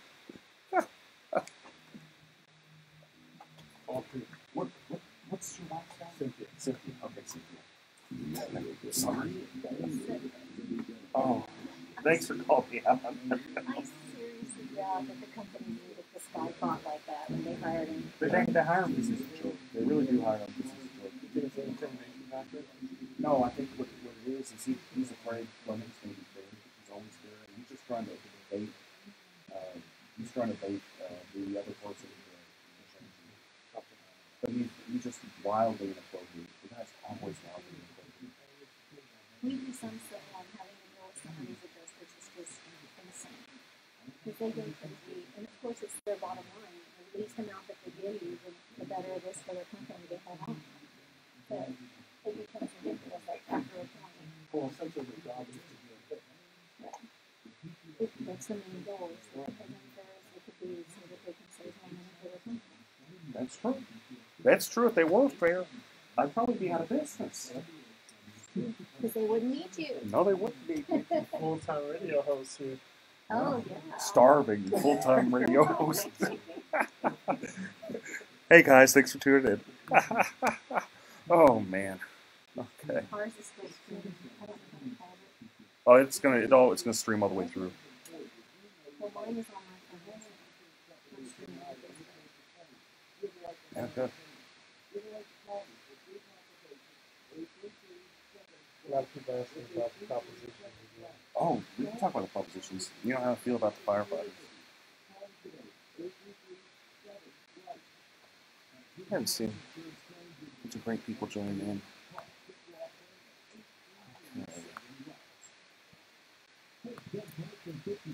Oh man, we got a great crowd. Okay. Oh, so now let's go back. Go back with the State Farm having to pay $250,000. They agreed to pay $250,000. $250 million. A little too $50,000 in the $250 million for Judge Dixon.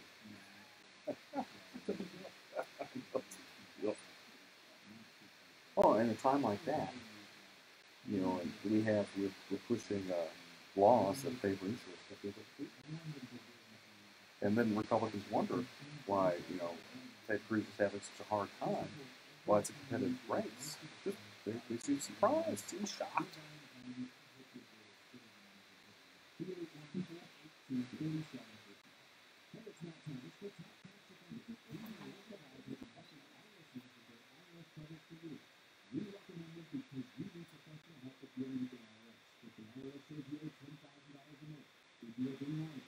You can pretty well set up the background. Oh, I can hear everything. No, I just hear you guys. I mean, Oh my gosh. I don't even know. I didn't even pay attention. Once it started, I was listening and laughing. It's a good show. Feel free to jump in. We talked smack for a little bit. Oh, I was laughing. Oh man. I'm still, to be fair, I have two kids, a 5-year-old and a 2-year-old. I can just imagine having three-year-olds, three-year-olds? Two and a half. So they're doing the Trouble Twos right now? Oh, yes. Okay. I'm back with Eric Dick on my little show we got here with Philip Paul Bryant running shotgun. We've got a great law couple, Russell and Cynthia. Was it Newman? So then we're talking law and politics, because that is just the most fun stuff to talk about on a Saturday afternoon, folks. It's just great. Okay, so what I saw in the news sometime back is State Farm agreed to pay $250 million, not thousand, not hundred. $250 million. $250 million. $250 million, and the allegations were that they fixed the judge.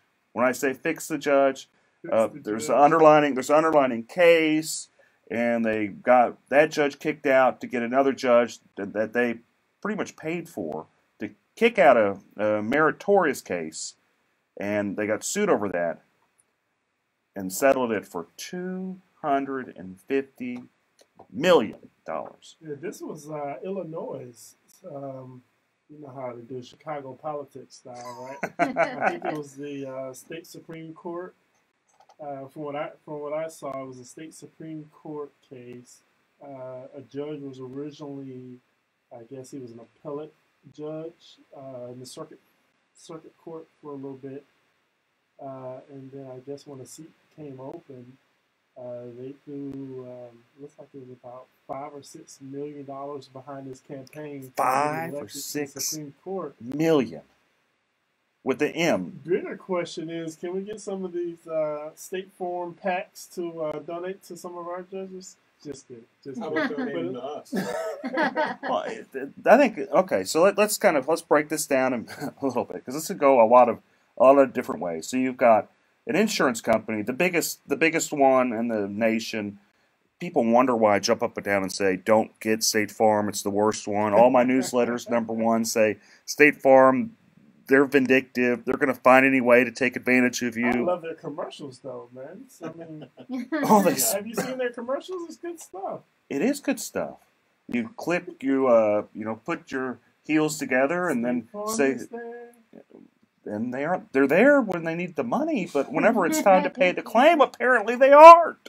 They say, "Too bad, so sad. Call your dad. Go sue us." And if you get a good judge, then they're going to pay $5 billion to kick out that judge to get someone else. It seems like it looks like there was an original case that I guess the plaintiffs won about $8 billion, and so the case was already won, and it looks like they went back, got this judge on the bench, and allowed this judge to then go back and undo the case. Well, of course. That's pretty gangster, even for Chicago, even for Illinois. That's pretty gangster stuff. Cheaper than paying $8 billion. Just a little. Absolutely. What do you think about that, Russell? What do you think about State Farm trying to fix a judge? We see that going on in Harris County in the criminal courts. Well, I think people think that can happen, but I don't actually see it happening. But one of the questions I have about that is, if State Farm is being called out on this one, how many times has it happened in the past? That's a great question that I would have about this problem that's presented in Chicago. I see it every day, folks. I see it all the time, every day with State Farm. So I'm just gonna tell you about it. If State Farm does you wrong, you hire an attorney, you sue them. Your choices are take it to the box or walk away. And that's kind of they don't care. They make you try cases. They'll spend, the last one I tried, they spent maybe $400,000 or $500,000, and this is over like a $10,000 dispute, folks. It's not over much money. It's over $10,000. They didn't pay the guy to replace his roof after there was storm damage that happened up in the Dallas area. He was upset. He's like, "I've been paying into State Farm for all this time, and I figure the least they do. I've been paying them, $3,000, $4,000, $5,000 a year. At least they do is pay to fix my roof." But no. They made him take it to the box. 3 years later, we had a trial. So, it happens all the time. What their strategy is to just blow you out of the water. If they'll depose every single person. If you have an attorney proving up attorney fees, they'll depose you. So, y'all do, Cynthia, you do family law, right? Doing family law, I just have, you prove up attorney fees all the time. Either the husband will say, you made me do this stuff as a portion of equity since we're married, pay for my attorney fees. Or the wife, or there'll be a child support little fight. And it's like, you're making me have to do this, pay up my attorney fees. That's correct. Happens all the time, every day. Every day, somebody wants to find out, make sure that it's an equitable amount of attorney fees that are being paid on both sides. And there's some situations where you're entitled to the attorney fees. So if you file a motion for enforcement and you're successful, and when I say enforcement, that means, let's say your baby mama, to use a phrase, is not allowing you to see your kids according to an order. Well, judges don't like that, especially here in Harris County. We've got some really great family law judges on the bench right now. We do. And you're entitled to your attorney's fees if that judge feels that there was a violation of that order. So in those cases, how many of those cases have you seen? Just a guess. How many have you done in your life of those type of cases? I can't even count it. Like thousands, tens of thousands? I wouldn't say thousands. I'm not that old. But you'd say hundreds, like I would say probably about 100 at this point. Right, and then each week you've seen it 2, 3, 4 times, right? Yes, at least each week, 2, 3, just depending on our schedules. How many times has opposing counsel thought it'd be a good idea to depose someone over the attorney fees. Absolutely none. In fact, we barely question each other most of the time if they're fairly reasonable on your hourly rate. At this point, isn't it? That's correct. Right. It's accepted practice on this point, especially on those types of cases. Now, what shocks me, get this, every single time I take a State Farm case to the box, they spend 3, 4, and this is nice, 3, 4, 8 hours deposing me over attorney fees. 8 hours. We call that being a bully. They're trying to intimidate and they're trying to make a point, and they're using you as part of it, obviously, because if one attorney says it's not worth it, then maybe the next person won't take a State Farm case. It's a deterrent on their part. Correct. They know that if they start doing it across the way, because obviously you have friends that are plaintiff's attorneys, just like we have friends that are family law attorneys and criminal law attorneys, and so we talk. And there's certain cases in certain courts, which I won't say, that I may charge a little bit more because I know it may be a little more difficult to deal with. And I'm sure you and your friends discuss State Farm ad nauseum. Well, the good news is there's just not many people that take first-party insurance claims, especially with the current laws in place that are exceptionally favorable to insurance companies. You had a 542A that happened, over the last legislative session, where you had Texans for Lawsuit Reform basically bribing people to push that law in place. Just saying, and this is always their excuse, evil plaintiff lawyers, greedy plaintiff lawyers, they're taking advantage of everybody, and I just don't. Fair enough. That's just their propaganda. Usually when there's propaganda, there's a reason for the propaganda. And I'm going kind of off on just a tangent. But since we're going off in this tangent, let's run with it a little bit. Another thing I want to talk about. What makes me upset about the State Farm case is my main man, Eric Dick, wasn't the attorney. I was suing for that $250. Man, how much, what's the attorney fees on that? What's the Mexican restaurant we go to? Oh, El Tiempo. Man, think about how many times we could have went to El Tiempo. Lifetime supply. He could have bought El Tiempo. He could have bought in El your Tiempo. backyard next to the pool. Save ourselves some time. Fajitas and margaritas for everyone. No, we just get the little. We're just gonna be getting the little meals. We're ordering off the lunch plate, Philip. We aren't buying no restaurants. There's the kids menu too. There's the kids menu. Yeah. You especially had the kids menu with 3 kids. You can bring the girls; they'll only eat one of them. Okay, so we're going to take a quick break. We're going to be back. We're going to talk about TWIA, Texas windstorm. We're going to talk about the courthouse state of affairs with family and criminal courthouses. And, of course, we're going to talk about the debate last night with Beto and Ted Cruz. Stay in. Stay with us. Thanks, folks. See you soon. I turned the microphone. I think I did. I hit off.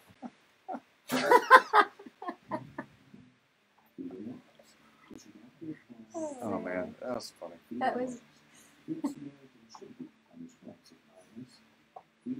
Oh, man. That's what I brought. No, I've been doing this 100 ounces of water a day, trying to make sure I stay hydrated, and I'm like, because it helps with your intake of food as well. So, yeah, it fills me up, and so it doesn't bode well for sitting anywhere for an hour or 2. I always try to. I get really bad reflux, so I try to drink water and eat healthy. Avoid all the stuff you like, everything that's good, Exactly. everything that tastes good. It's bad for reflux. Hi, this is Eric Dick, and I think it's important that you know your rights. If your homeowner's insurance company has denied or underpaid your claim, you have the right to hire an attorney. You have the right to call me for a free consultation at 833-7-RIGHTS. That's 833-7-RIGHTS. Don't let your homeowner's insurance company take advantage of you. Call me today at 833-7-RIGHTS. Has your homeowner's insurance claim been denied or underpaid? Call Dick Law Firm at 833-7-RIGHTS. Feeding rocks. It should not be a crime to feed the homeless. Feeding rocks. A good Samaritan shouldn't be punished for acts of kindness. Feeding rocks, because it's more of a crime to turn your back on a starving person. Feeding rocks, you shouldn't go to jail for sharing food. Feeding rocks, you can't in good conscience let a hungry person starve. Feeding rocks, help us legalize charity. Go online and sign the petition. www.feeding.rocks. Feeding rocks.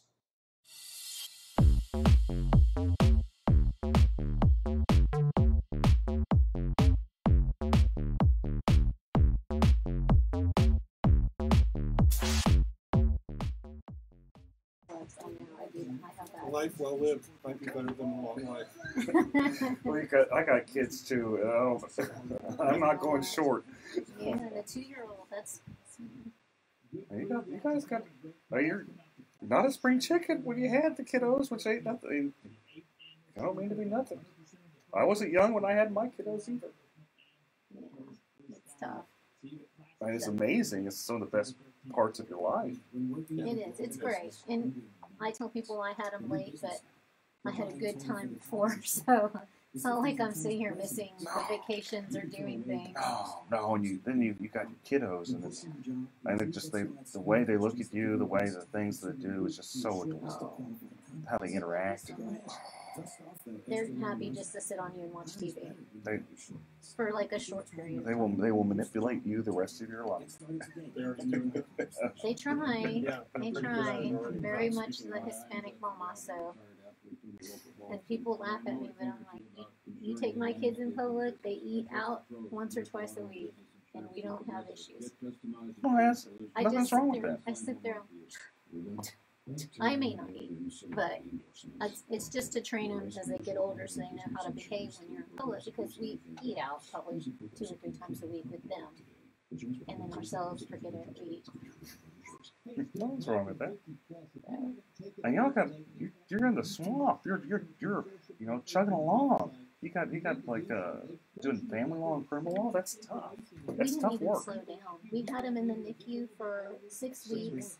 They were home for 2 weeks when we tried a sexual assault case in Galveston. So we were leaving them at 7 with the nanny and getting back at 7 and then taking care of them, and they weren't sleeping through the nights. So we were living on an hour and a half to 2 hours of sleep a night while we tried the sexual assault case. It was crazy. I think about it now, and I can't even believe we survived. It's awesome. It's just awesome in itself, and that y'all are able to push a successful law firm. And you got 3 kiddos, like young kiddos, and just doing it. I mean, you aren't sleeping, but you're doing it. Well, we have a lot of. We have extended family. My family, I come from a very big family, and so they help out quite a bit. And then, like today, I was lucky. My secretary's daughter had early childhood development as her major, so she's in student teaching and not making money. So she's happy to come over on Saturdays and take care of the kids for us for a few hours for not that much. And I mean, otherwise I would be coming here. You know, our family wants to do things with their families too. No. My mom's playing with my kids now too. I mean, we're lucky. A lot of people don't have extended family to help, so I'm very, very blessed. Getting close. So just push on, right? You all tell me when, and I'll do on. All right, folks, we're back. I've got a bunch of great people here. Philip Paul Bryant, Russell, and Cynthia Newman. Hello. Great family and criminal law here in Houston. And let's talk about Texas windstorm, whether it's worth it, whether we should get rid of it. Let's kind of go a little background. Texas Windstorm is the insurance company of last resort along the coast. Laws changed maybe in 2005, making it pretty difficult to get Texas Windstorm to actually pay a claim. You have a lot of articles happening, a lot of people suing, saying that Texas Windstorm, they sent out an initial adjuster saying that the damage was like $80,000. Then that was too much, and they had to send out like a new adjuster to come back and just knock the number down to like $10,000, $15,000. My question is this: should we even have Texas Windstorm? Why are we paying the money on this? If they're ripping people off, Why do we even have it? Why are we even dealing? Why? They're the insurer of last resort, from what I read. Well, I don't. Okay, so I hear you saying it's the insurer of last resort, but you got to keep in mind. Here's kind of the beauty of it. There's also lender-placed policy. So if you didn't have insurance, the lender would automatically that would kick in. And I'm not saying it's better because actually it might be like just slightly better if you're able to sue them. They always argue that you don't have standing, but it's much better insurance than Texas windstorm because it's comprehensive, and I'm sure there's the same level of corruptions there. I'm not doubting that, but I guess the question is it better? Because I'm not even sure. What do you think, Philip? So this is something that taxpayers have to pay for. Mm-hmm. Yes. Oh yeah. And it kicks in if your current policy doesn't work? No, if you are off the Gulf Coast and you want insurance, there are some insurance companies now that do sell. Private insurance companies. Swift is one. Just an interesting name for insurance company on the Gulf Coast. But there are some private insurance companies that are selling on the Gulf Coast. If you are not able to get them, then if you have a mortgage company or what have you, they're going to force you to get insurance. If you do not. No, if you can't get insurance, or if you'd end up getting it from someone like TWIA. And so that's kind of what it is. What do you think, Russell? I don't see the point. I kind of agree with you. What are we getting out of this? I mean, is there a tangible asset that we see in TWIA that we wouldn't see if we didn't have it? I don't know. Cynthia, what do you think? Well, it sounds like they are paying some, they're just not paying all. Is that correct? The allegations are there's a law firm that sued them, done depositions, where what happened is initially they'd say like the damages are like $80,000, and then they wouldn't like that, so they'd go back and they'd send another expert and say, no, that's too much, let's knock it down to 15. Okay, and so the issue is whether or not that's, I guess it's, if they can't get it from anyone else, would you think 15,000 is better than none? How much are you paying for the insurance would be my question. Are you paying $3,000, $4,000, $5,000, $8,000 a year for the insurance? If you are, save your money. That's true. Well, that's similar to being forced to have any kind of health care insurance I think as well. about insurance in general. For some people, they pay whatever the penalty is. It's $600 to $1,000 or something like that, versus you don't want to know what we pay every month. No, it's probably similar to what I pay every month. And so that's part of the issue, is just, is it worth it in the long run when you save it? I guess when you, depending on how much they're going to pay, that if the history is that they're not going to be covering these, then no. I mean, you can save your, $1,000, $1,200 a month, and you just put that $15,000 towards whatever damage you end up getting. And if you have a mortgage company, the mortgage company is going to charge it for lender-placed policy, which that will pay, because the mortgage company is going to want the house fixed. Correct. I don't know if they'll pay right. They probably won't pay right. But I imagine they'd pay something. They'd at least pay enough. I'd hope that, well, who knows? I imagine, I've had cases where the lender-placed policy didn't pay stuff, so maybe I'm just too hopeful. Maybe I'm just too optimistic. I wonder if it's really that much every month, because it makes me think kind of something synonymous with us. We live in a flood zone, so we have to pay flood insurance, and we pay, and it's gone up over the last few years, and it was, I think, $1,600 this year. So $1,600 over the 12 months, and if you pay that for this type of insurance, if you get $15,000 for damage, that may be worth it. So what's fascinating about flood insurance? Sit around and wait for FEMA. That's something. That's a legitimate point. Oh, we're sorry. You'll be waiting around for quite a while.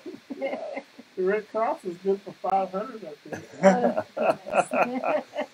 So what's interesting about NFIP, if we're going to go into a little bit, it's a government subsidized program where you have businesses, individuals purchasing insurance that, when I say subsidized, in theory, they're supposed to pay out more than they collect, and they probably do. I don't doubt it. But having said all that, what my issue with NFIP is, I don't understand why they offer it to the business community, to school districts, to stuff like that. Whenever you can actually buy insurance on the private market, flood insurance, and it's not that much more. So that's kind of another, I kind of wonder about that. And I'm going on a side note. Russell, tell me the state of affairs in, the criminal courthouses in Harris County. Well, it's a pretty big cluster. It's a big problem. I think in what's been over a year, they have done nothing to ameliorate the situation. But I think the original criminal courthouse was such a disaster that if they fix that somehow, which I don't see how they can, maybe there may actually be a blessing somehow. But for right now, I'm running from juvenile court to civil court to a small portion of the criminal court, all to cover the same criminal docket. And it pushes back civil cases that like you have to try, or family cases that my partner has to try, because criminal cases take precedence because your freedom's at stake. And so I feel not only do I have to cover so much more ground in the same amount of time, my cases get precedence in the court, and that backs everything up. So I think they really, really need to focus on having each courthouse for each kind of law again. But I think we're moving very slowly and haven't seen any improvement, and it kind of gets me down because I don't know what Harris County is doing to fix the security. Aren't they still using parts of the building? Because I know a family that had a case down there, and it seems like they kind of redirect you automatically when you go to the criminal court. They tell you to go to the civil court, even though they're having some criminal court cases in the criminal court. What's going on? What do you think, Cynthia? They may try the cases in different courts. So let's say for regular settings, you have regular court appearances, you go to the civil courthouse. Right. Well, one day you may show up, if you're set for trial, they're going to send you back to another courthouse to actually try the case. So it can get confusing for people, and they have now opened up the 20th floor. A couple floors. Probably 17 through 20. Of the main criminal courthouse, Which is the on courthouse, 201 Franklin. right, which is the courthouse floors that were the least affected. What they're saying is it's the easiest ones to open. But they're saying the other ones are so far from being open that they're not even optimistic. So they're just kind of doing one floor at a time as far as I think they're opening the floors that were not destroyed. They're saying the other floors have been so damaged that they can't open them anytime soon without major construction. Well, and what the background here, if folks are just tuning in, they don't understand what we're talking about, is the civil courthouses, more specifically, the criminal courthouse got flooded, just something severe, from Hurricane Harvey. There was a basement, doors. I think they have some roof problems. Sprinklers went off. It wasn't roof problems. I actually remember this quite well because they asked me a little bit about the insurance. So, oh no, okay. And Chris Daniel was on here last week, and I know he's hustling. He's doing what he can, but there's only so much the district court can do. It's really a great district court to deal with. I don't even know the man personally, but if I have problems on cases, he answers my messaging on Facebook. I know. It's just amazing. Yeah, he hustles. So criminal courthouse flooded. All the cases got moved over to the civil courthouse. The old family courthouse, is it even being used anymore? Yeah, it's being used for misdemeanors right now. The civil courthouse is felonies, and the old family courthouse is being misdemeanors. Misdemeanors and 4D courts, which are the OAG courts. Child support. Yeah, the child support, the Title 4D, or the Attorney General brings them for to pay child support. Yeah. So what kind of cases do you do, Russell? I've tried everything from Class C tickets to murder. Got a murder case? Yeah, sure. DWIs, ag assaults. DWI, you could have represented Duco. Yeah, right. And you know what? If I did, no one would know about it. Well, we'll get into that. That might be a good segue. So if people want to find out about you, Russell, where do they look? Well, you can type in my name in Google, and the first thing that comes up is my website, but officially it's newmanandrodriguez.com, and it gives us a little dossier about who we are, and we're just fighters. We fight our cases. We don't plead. We rarely work them out, and we come out on top if you hire us. Perfect. Hang out between the courts and watch them run from one court to another. Absolutely. That's awesome. We're going to be right back, folks. Stay tuned. We're talking about Beto versus Cruz, the debate. Thanks, guys.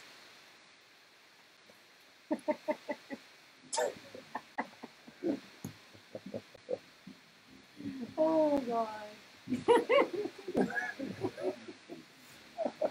She keeps me on track. The thing is, like, sometimes I'll forget. Like, I won't catch it until it's like, you gotta take a break. You want to hear the news? Yeah. They say 2020 is optimistic by going to fix any of the collapse. No, I don't doubt it. I don't. So that's thinking 2021, 2022. They're saying 2020 is optimistic. My hope is that they actually. The problem with the criminal courthouse. Well, there's a lot of problems with the criminal courthouse. But the biggest problem that I saw is that you couldn't get into the darn thing. So if they are repairing it, I hope they actually fix it so you can actually go up the elevator. How much are they spent? Might be good to start from scratch. Definitely. Because I mean, the structure is already flawed as it is. And somebody got a whole building there? Yeah. You know how long does it take you to get to the Gulf series? Sometimes it's time. Even if I'm on bomb, don't worry, my house could be selected and revoked, and I'm going on time. You gotta come and you got a big line from the courthouse. That's just what happened to someone. I was in the DGA, and they went through the metal detectors and everything at the Silver Courthouse. They told them they needed to go to the criminal court. They went over to the criminal court. They said, no, you need to go back to the Silver Court. And by the time they got back, the line was like around the corner. And I'm pretty sure that they got their following up. Yep. That's insane. And they wonder why people have big problems with criminal justice. They wonder why people are upset with criminal justice. Yeah, I have to. Right, you were there on time. They tell you to go to the wrong building, and now they revoke your bond and put you back in jail. That's you got to show up to court for 2 hours. They wonder. Huh. Smoking always affected my daily life because I was a closet smoker. It really sort of controlled me for that. My boss is saying that I can do it, so I don't put any of the odor of smoking. There's no ash all over the car. I would say give it a try. Because there is no unsatisfaction of smoking. If I can use a cigarette ash, or any other, switch to do it. Check out JUL.com. You don't smoke a vape, don't stop. That's not smoking.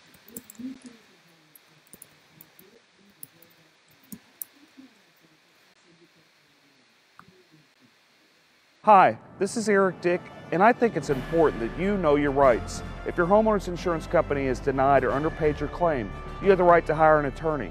You have the right to call me for free consultation at 833-7-RIGHTS. That's 833-7-RIGHTS. Don't let your homeowner's insurance company take advantage of you. Call me today at 833-7-RIGHTS.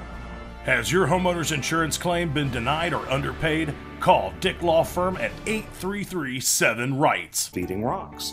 It should not be a crime to feed the homeless. Feeding rocks. A good Samaritan shouldn't be punished for acts of kindness.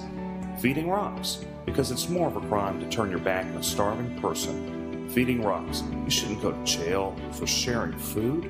Feeding rocks. You can't in good conscience let a hungry person starve. Feeding rocks. Help us legalize charity. Go online and sign the petition. www.feeding.rocks. Feeding Rocks.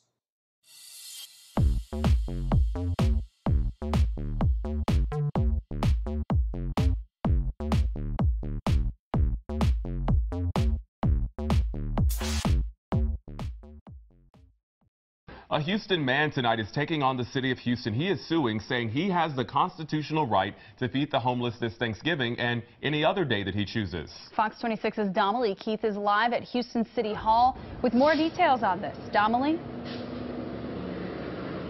Yeah, you may remember the charitable feeding ban went into effect a few years ago, making it illegal to feed the homeless. Well, Philip Paul Bryant says it shouldn't be against the law to give food to someone in need. He says it should be the other way around, a crime not to give. Of just trying to make sure a fellow human doesn't starve. It sounds simple enough. We aren't asking for anything else than to be able to give food to those that are less fortunate. Please let us do it. Houston City Council members say they passed the charitable feeding ban to ensure homeless people receive food prepared under health code regulations, and so those in need will turn to an organization to eat, so they will receive other resources, services, and shelter as well. Many of them take probably no more than 150 people. How many homeless are there? You cannot fit all the homeless into the shelters. We pursued this lawsuit because we felt the city was trying to disenfringe not only on the less fortunate, but also trying to discourage good people, good Samaritans from doing the right thing. It's Thanksgiving. It's the whole purpose of this holiday is to share food and eat. Let us practice our religion. Let us follow our faith. That's all we're asking. If someone doesn't give them food, they won't have food to eat that night. Brian says a number of groups wanting to set up outdoors and feed the homeless this Thanksgiving are discouraged for fear of being punished by the police. There's going to be a lot of people who are on that border of saying, yeah, do we feed them, do we not feed them, do we want to go to jail, do we want to get a ticket? Now, those who want to gather and feed the homeless have to first get permission from the city, and depending on where you plan to set up, you'll have to get permission from the property owner as well. There is a $500 fine for violating the ban, and you could go to jail if you don't pay that fine. We're live in downtown Houston. I'm Damalie Keith, Fox 26 News. A local pastor is fed up, and he's challenging the Houston homeless feeding ordinance. And the city requires you to get a permit if you are going to share food. He can't get a permit because he doesn't know where he's going to share food. Philip Paul Bryant regularly keeps cans of tuna and water bottles in his car to hand out to homeless people.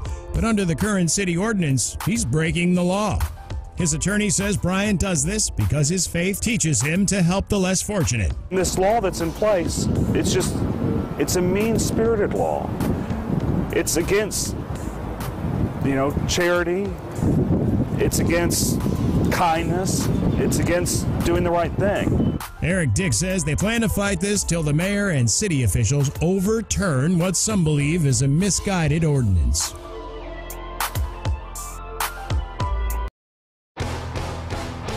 A Houstonian claiming his religious freedom is being denied might soon see his lawsuit against the city dismissed. And it appeared that Judge Kyle Carter was thinking about dismissing the case, saying that Philip doesn't have standing. Philip Paul Bryant filed a lawsuit in 2017 claiming his religious rights to charitable giving were being infringed upon by a 2012 Houston Feeding the Homeless ordinance. In the city of Houston, you can give 5 homeless people a sandwich, but that 6th sandwich, that's the one that will cost you. Could be fined $500 to $2,000, or you could even take the risk with going to jail. According to his attorney, Eric Dick, Bryant's case may not find a home in Harris County Civil Court. They're saying that my client, he waited over a year to file a lawsuit since he found out about the law. If people just found out about the law and they want to sue the city for this illegal act, I'm happy to represent them for free. I think that it's a mean world whenever acts of charity are criminal. To be fair, the ordinance doesn't outright ban the giving of food to the homeless. It just creates a lot of hurdles to jump through to do it lawfully. My children are a big deal in this, and teaching them how to give to the community. If they want to make 10 sack lunches and go hand them around downtown Houston, I shouldn't have to go to my government office in order to obtain permission just to give those sandwiches.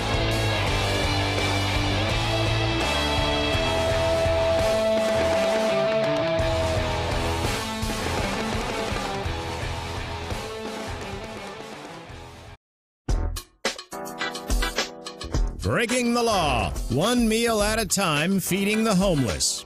It is morally wrong to make it a crime to give food. A Houston man who feeds the homeless because of his faith is suing the city, challenging the established charitable feeding ban. The often debated ordinance has banned sharing food in public groups of more than 5 people without city permission since 2012. The city says you can give food to 5 people, not 6. What are you supposed to tell the 6th person? I met my quota today?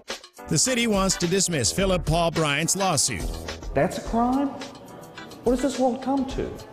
It's a sad day whenever trying to prevent a fellow human from starving is a crime. The city says the ordinance aims to curb trespassing and littering, both of which were already prohibited in the municipal code prior to the passing of the ordinance.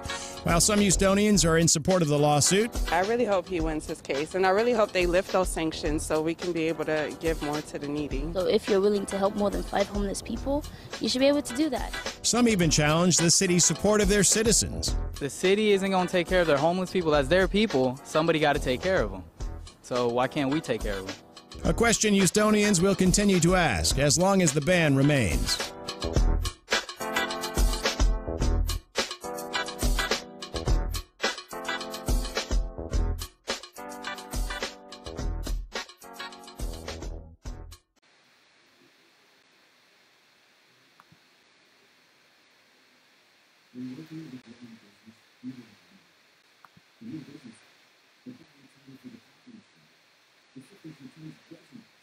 Weird. So what it is working. Periscope, YouTube, Facebook, streaming, Twitch.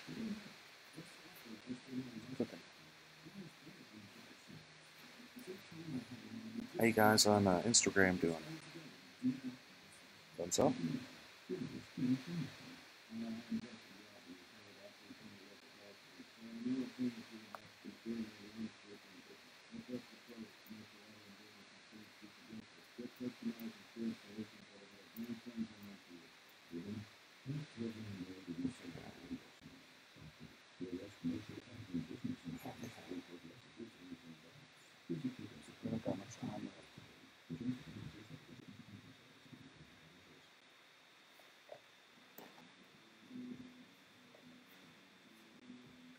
I just can't believe they just let me let me have this show. I think they're just gotten desperate at KPRC. Find some poor lawyer on the side of the street and then just give them a show. We'll host for food. Yeah, well, that's right. That's the sign I had. Thanks, guys. I'm back. Eric Dick. Let's just kind of jump into it. Beto versus Cruz. What do you think, Russell? What do you think of the debate that happened last night?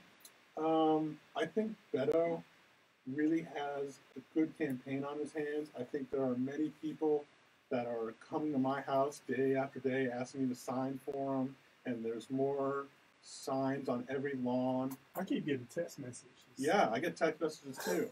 You know, he's really trying, and he has this grassroots campaign, but I don't think he's going to beat Cruz. I don't think he has what it takes. I think he's likable, but I don't think he doesn't have the experience. He doesn't have the experience. He doesn't have the aura about him to be our next senator. Since when did his experience become a requirement to win an election? I guess not. What are you talking about, man? Just in comparing the two, when you Right. look at the two of them, when you're trying to determine which do you feel will win in the long run, it just seems like Cruz seems more together. And I'm not saying we're supporting either. We're not getting into that drama here. Well, in my opinion, I'm just talking about as far as the ability to get out the vote, make sure your voters, make sure your base shows up for the election. That's who determines. I mean, because there's a lot of great judicial candidates on the ballot. Phenomenal. Sherry Dean, John Schmoody. Alicia York, yes. Millard. Yes. Prime. It's Prine. Judge Prine is on there. Charlie? Right, but it's Charlie. not. Hi, Judge Prine. He's probably watching. If you're listening, hi, he Judge probably Prine. is. He probably is. Just kidding. Just kidding. Oh. Yes, there are a lot. But it's not based on that. It's based on who gets the people out to vote. I mean, right. All of those judges are in jeopardy of losing their jobs if the Republican base doesn't get out there and kick butt, or if the Democrats are some way super motivated to come out to vote. Well, I see some of the judges that are really trying. They're going a little bit further than normal because I think they really do feel that they need to just advocate for themselves. And I think they're right. Just me sitting on the sidelines here, I see that I've never seen so many signs. I've never seen so much support for a Democrat running for U.S. Senate. I'm not saying he's going to win because he's not. He doesn't have the ability to get Republicans to support him, and unfortunately, Texas is at least 2/3. I'll be generous and say 60% Republican. And I'm not saying the Republicans like Ted Cruz, because a lot of them don't. Shockingly, a very large amount of them don't. I'm sorry, folks, they don't. I have county commissioners in Harris County telling me what a SOB he is. And these are people in his own county. I'm not going to name names. Not You're this not time. safe on this show. I'm not going to name names, but if you know me, you can deduct it pretty quick. But I have, 4 of them. I know there's only 4 of them. But anyway, my point is this, is that for Beto to win, and I think he had more of a shot prior to the debate, but for him to win, he has to have crossover appeal, and all he did is he showed he was a liberal Democrat. Correct. Moderates wanted to vote for him. They still don't like Ted Cruz. I don't know whether they're going to vote or not. Independents, they don't particularly like Ted Cruz, but they're afraid of Beto because he's a socialist. And maybe he's not per se a socialist, but he's very, very liberal, and that can't be denied. So that's it. I think the race truly is Beto's to lose, and he's losing it. And you think if he was in the middle, he'd have a greater shot at that point? I absolutely think I think he could win. He'd win. I think if he just told Republicans, "Hey guys, look, I'm Christian. I know I don't like abortion. I don't really support abortion, but I think you should have, you should work there, or at least say, look, I'm just a senator. I'm not going to touch those rights. What I'm first as a Texan, I care about helping people." And I care about keeping us secure. If he didn't have to say, I support building a wall. He just had to say, I understand that something needs to be out there to secure our borders, to take care of us as Texans. And he was right about not having a wall, dividing your property. That happens along the border. You have the government actually build a wall and separate your property, where he's right on that. He is. You shouldn't have government going there and putting a big wall in the middle of your property. Correct. Taking away your real estate. Probably pay your rent. If they would, I wouldn't mind the wall. Right. Chip in. So he's not off on that. I do support a wall being built. I just don't think you should destroy people's property building the wall. Well, I thought he did a really good job of comparing him to Hillary. He kept Ted Cruz?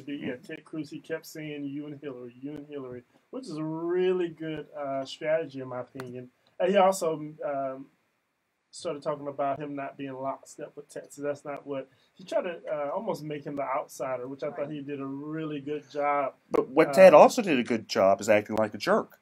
And that's what he's really good at. And I don't mean to be anything, but whenever you had Beto at the very end try to be nice and Ted kind of being, a little sarcastic, it didn't help him.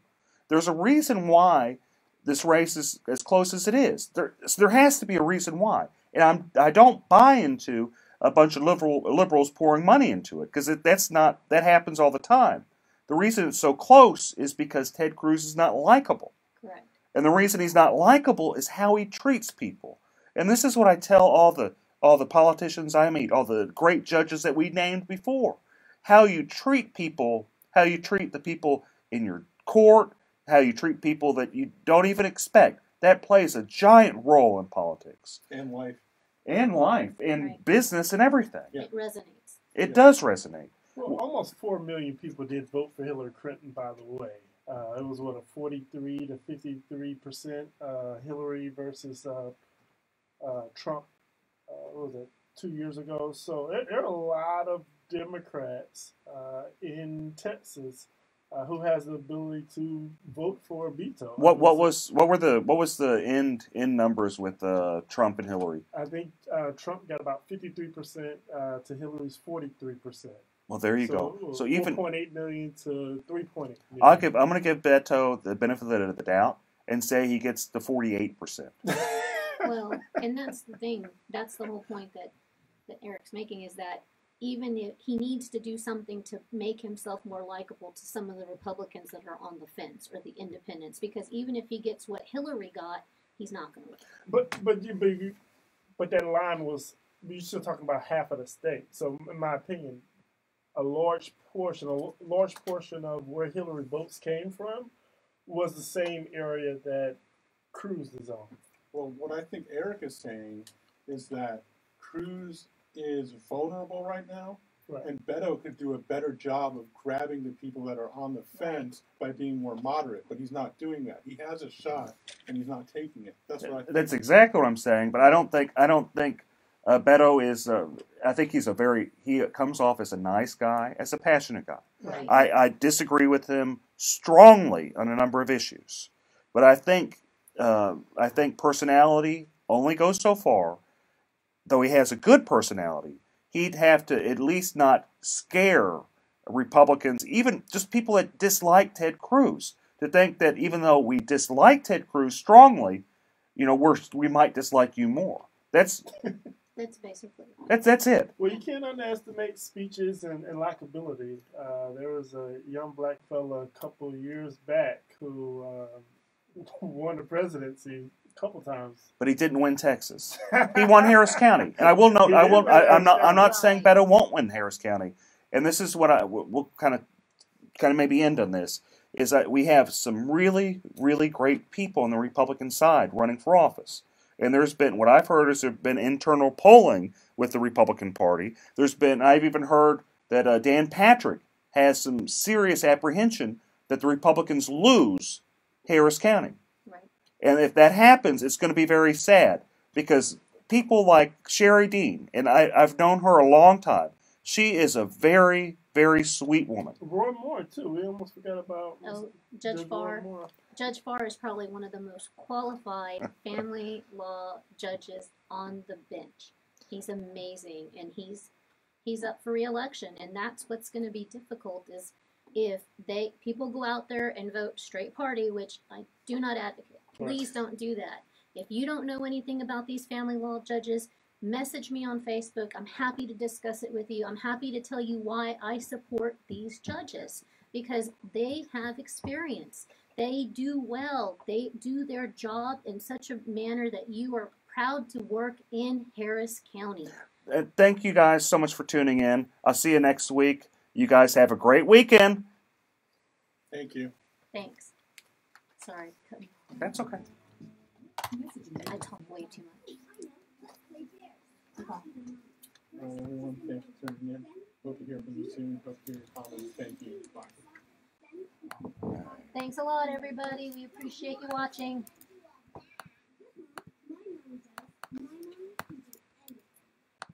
Okay. Still learning this. Hi, this is Eric Dick, and I think it's important that you know your rights. If your homeowner's insurance company has denied or underpaid your claim, you have the right to hire an attorney. You have the right to call me for free consultation at 833-7-RIGHTS. That's 833-7-RIGHTS. Don't let your homeowner's insurance company take advantage of you. Call me today at 833-7-RIGHTS.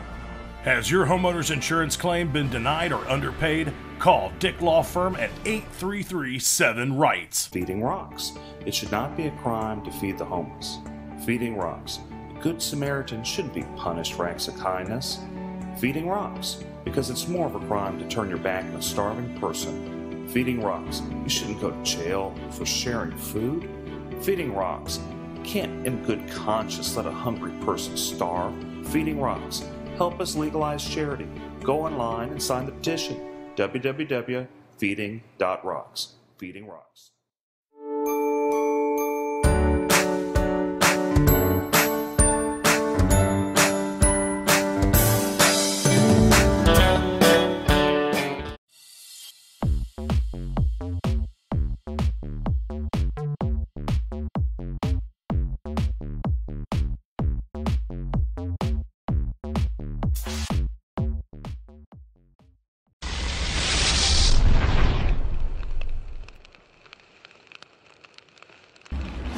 Hi, this is Eric Dick, and I think it's important that you know your rights. If your homeowner's insurance company has denied or underpaid your claim, you have the right to hire an attorney. You have the right to call me for free consultation at 833-7-RIGHTS. That's 833-7-RIGHTS. Don't let your homeowner's insurance company take advantage of you. Call me today at 833-7-RIGHTS. Has your homeowner's insurance claim been denied or underpaid? Call Dick Law Firm at 833-7-RIGHTS. Feeding rocks. It should not be a crime to feed the homeless. Feeding rocks. A good Samaritan shouldn't be punished for acts of kindness. Feeding rocks. Because it's more of a crime to turn your back on a starving person. Feeding rocks. You shouldn't go to jail for sharing food. Feeding rocks. You can't in good conscience let a hungry person starve. Feeding rocks. Help us legalize charity. Go online and sign the petition. www.feeding.rocks. Feeding rocks. Property damage from Hurricane Harvey is devastating. That pain has been made worse by your insurance company underpaying or outright denying your claim, sometimes without even inspecting your home. I'm attorney Eric Dick, and it's my job to make insurance companies accountable. If you feel you've been taken advantage of by a greedy insurance company, call me today at 833-3-HARVEY, 833-3-HARVEY. That's 833-3-HARVEY. Call me right now.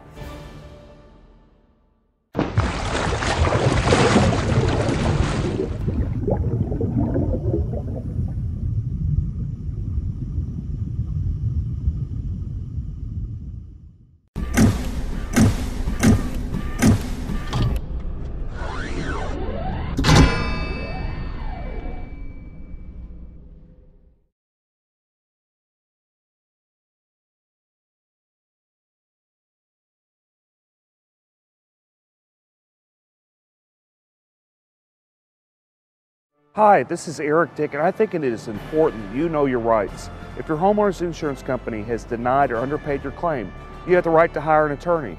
You have the right to call me for a free consultation at 833-7-RIGHTS. That's 833-7-RIGHTS. Don't let your homeowner's insurance company take advantage of you. Call me today at 833-7-RIGHTS. Has your homeowner's insurance claim been denied or underpaid? Call Dick Law Firm at 833-7-RIGHTS.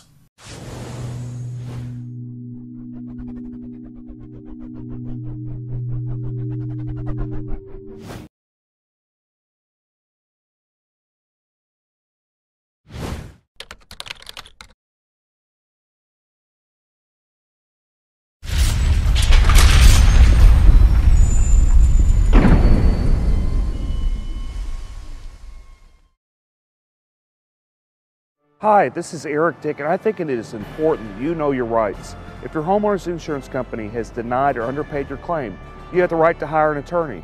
You have the right to call me for a free consultation at 833-7-RIGHTS. That's 833-7-RIGHTS. Don't let your homeowner's insurance company take advantage of you. Call me today at 833-7-RIGHTS. Has your homeowner's insurance claim been denied or underpaid? Call Dick Law Firm at 833-7-RIGHTS.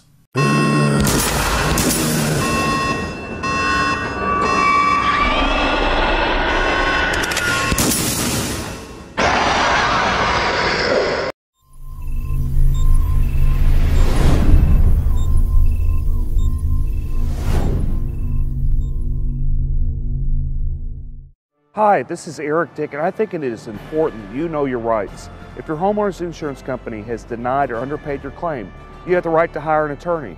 You have the right to call me for a free consultation at 833-7-RIGHTS. That's 833-7-RIGHTS. Don't let your homeowner's insurance company take advantage of you. Call me today at 833-7-RIGHTS. Has your homeowner's insurance claim been denied or underpaid? Call Dick Law Firm at 833-7-RIGHTS.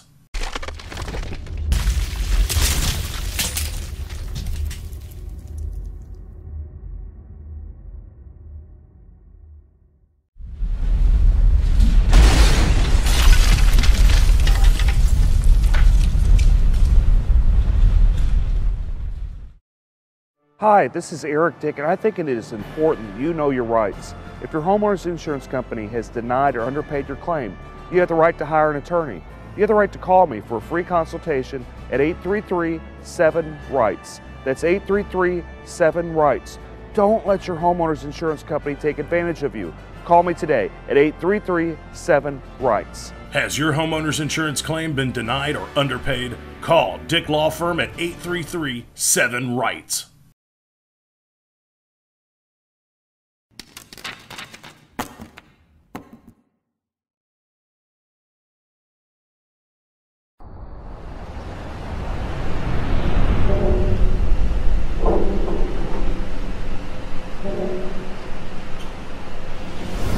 Hi, this is Eric Dick, and I think it is important that you know your rights. If your homeowner's insurance company has denied or underpaid your claim, you have the right to hire an attorney.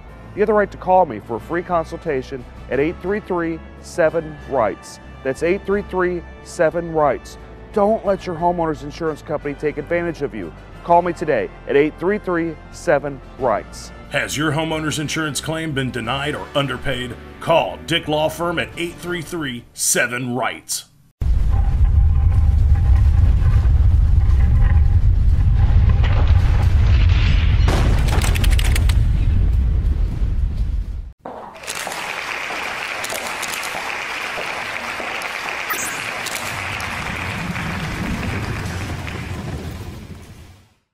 Hi, this is Eric Dick, and I think it is important that you know your rights. If your homeowner's insurance company has denied or underpaid your claim, you have the right to hire an attorney. You have the right to call me for a free consultation at 833-7-RIGHTS. That's 833-7-RIGHTS. Don't let your homeowner's insurance company take advantage of you. Call me today at 833-7-RIGHTS. Has your homeowner's insurance claim been denied or underpaid? Call Dick Law Firm at 833-7-RIGHTS.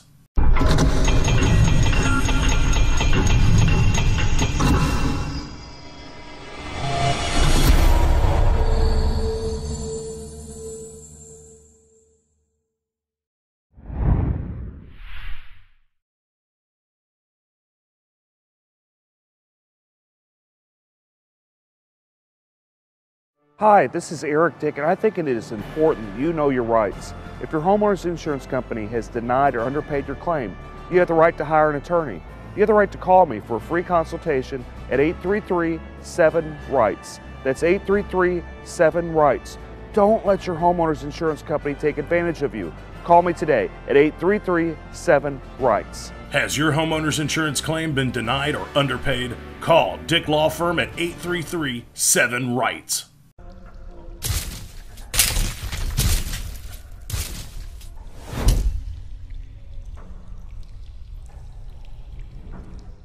Hi, this is Eric Dick, and I think it is important that you know your rights. If your homeowner's insurance company has denied or underpaid your claim, you have the right to hire an attorney. You have the right to call me for a free consultation at 833-7-RIGHTS. That's 833-7-RIGHTS. Don't let your homeowner's insurance company take advantage of you. Call me today at 833-7-RIGHTS. Has your homeowner's insurance claim been denied or underpaid? Call Dick Law Firm at 833-7-RIGHTS.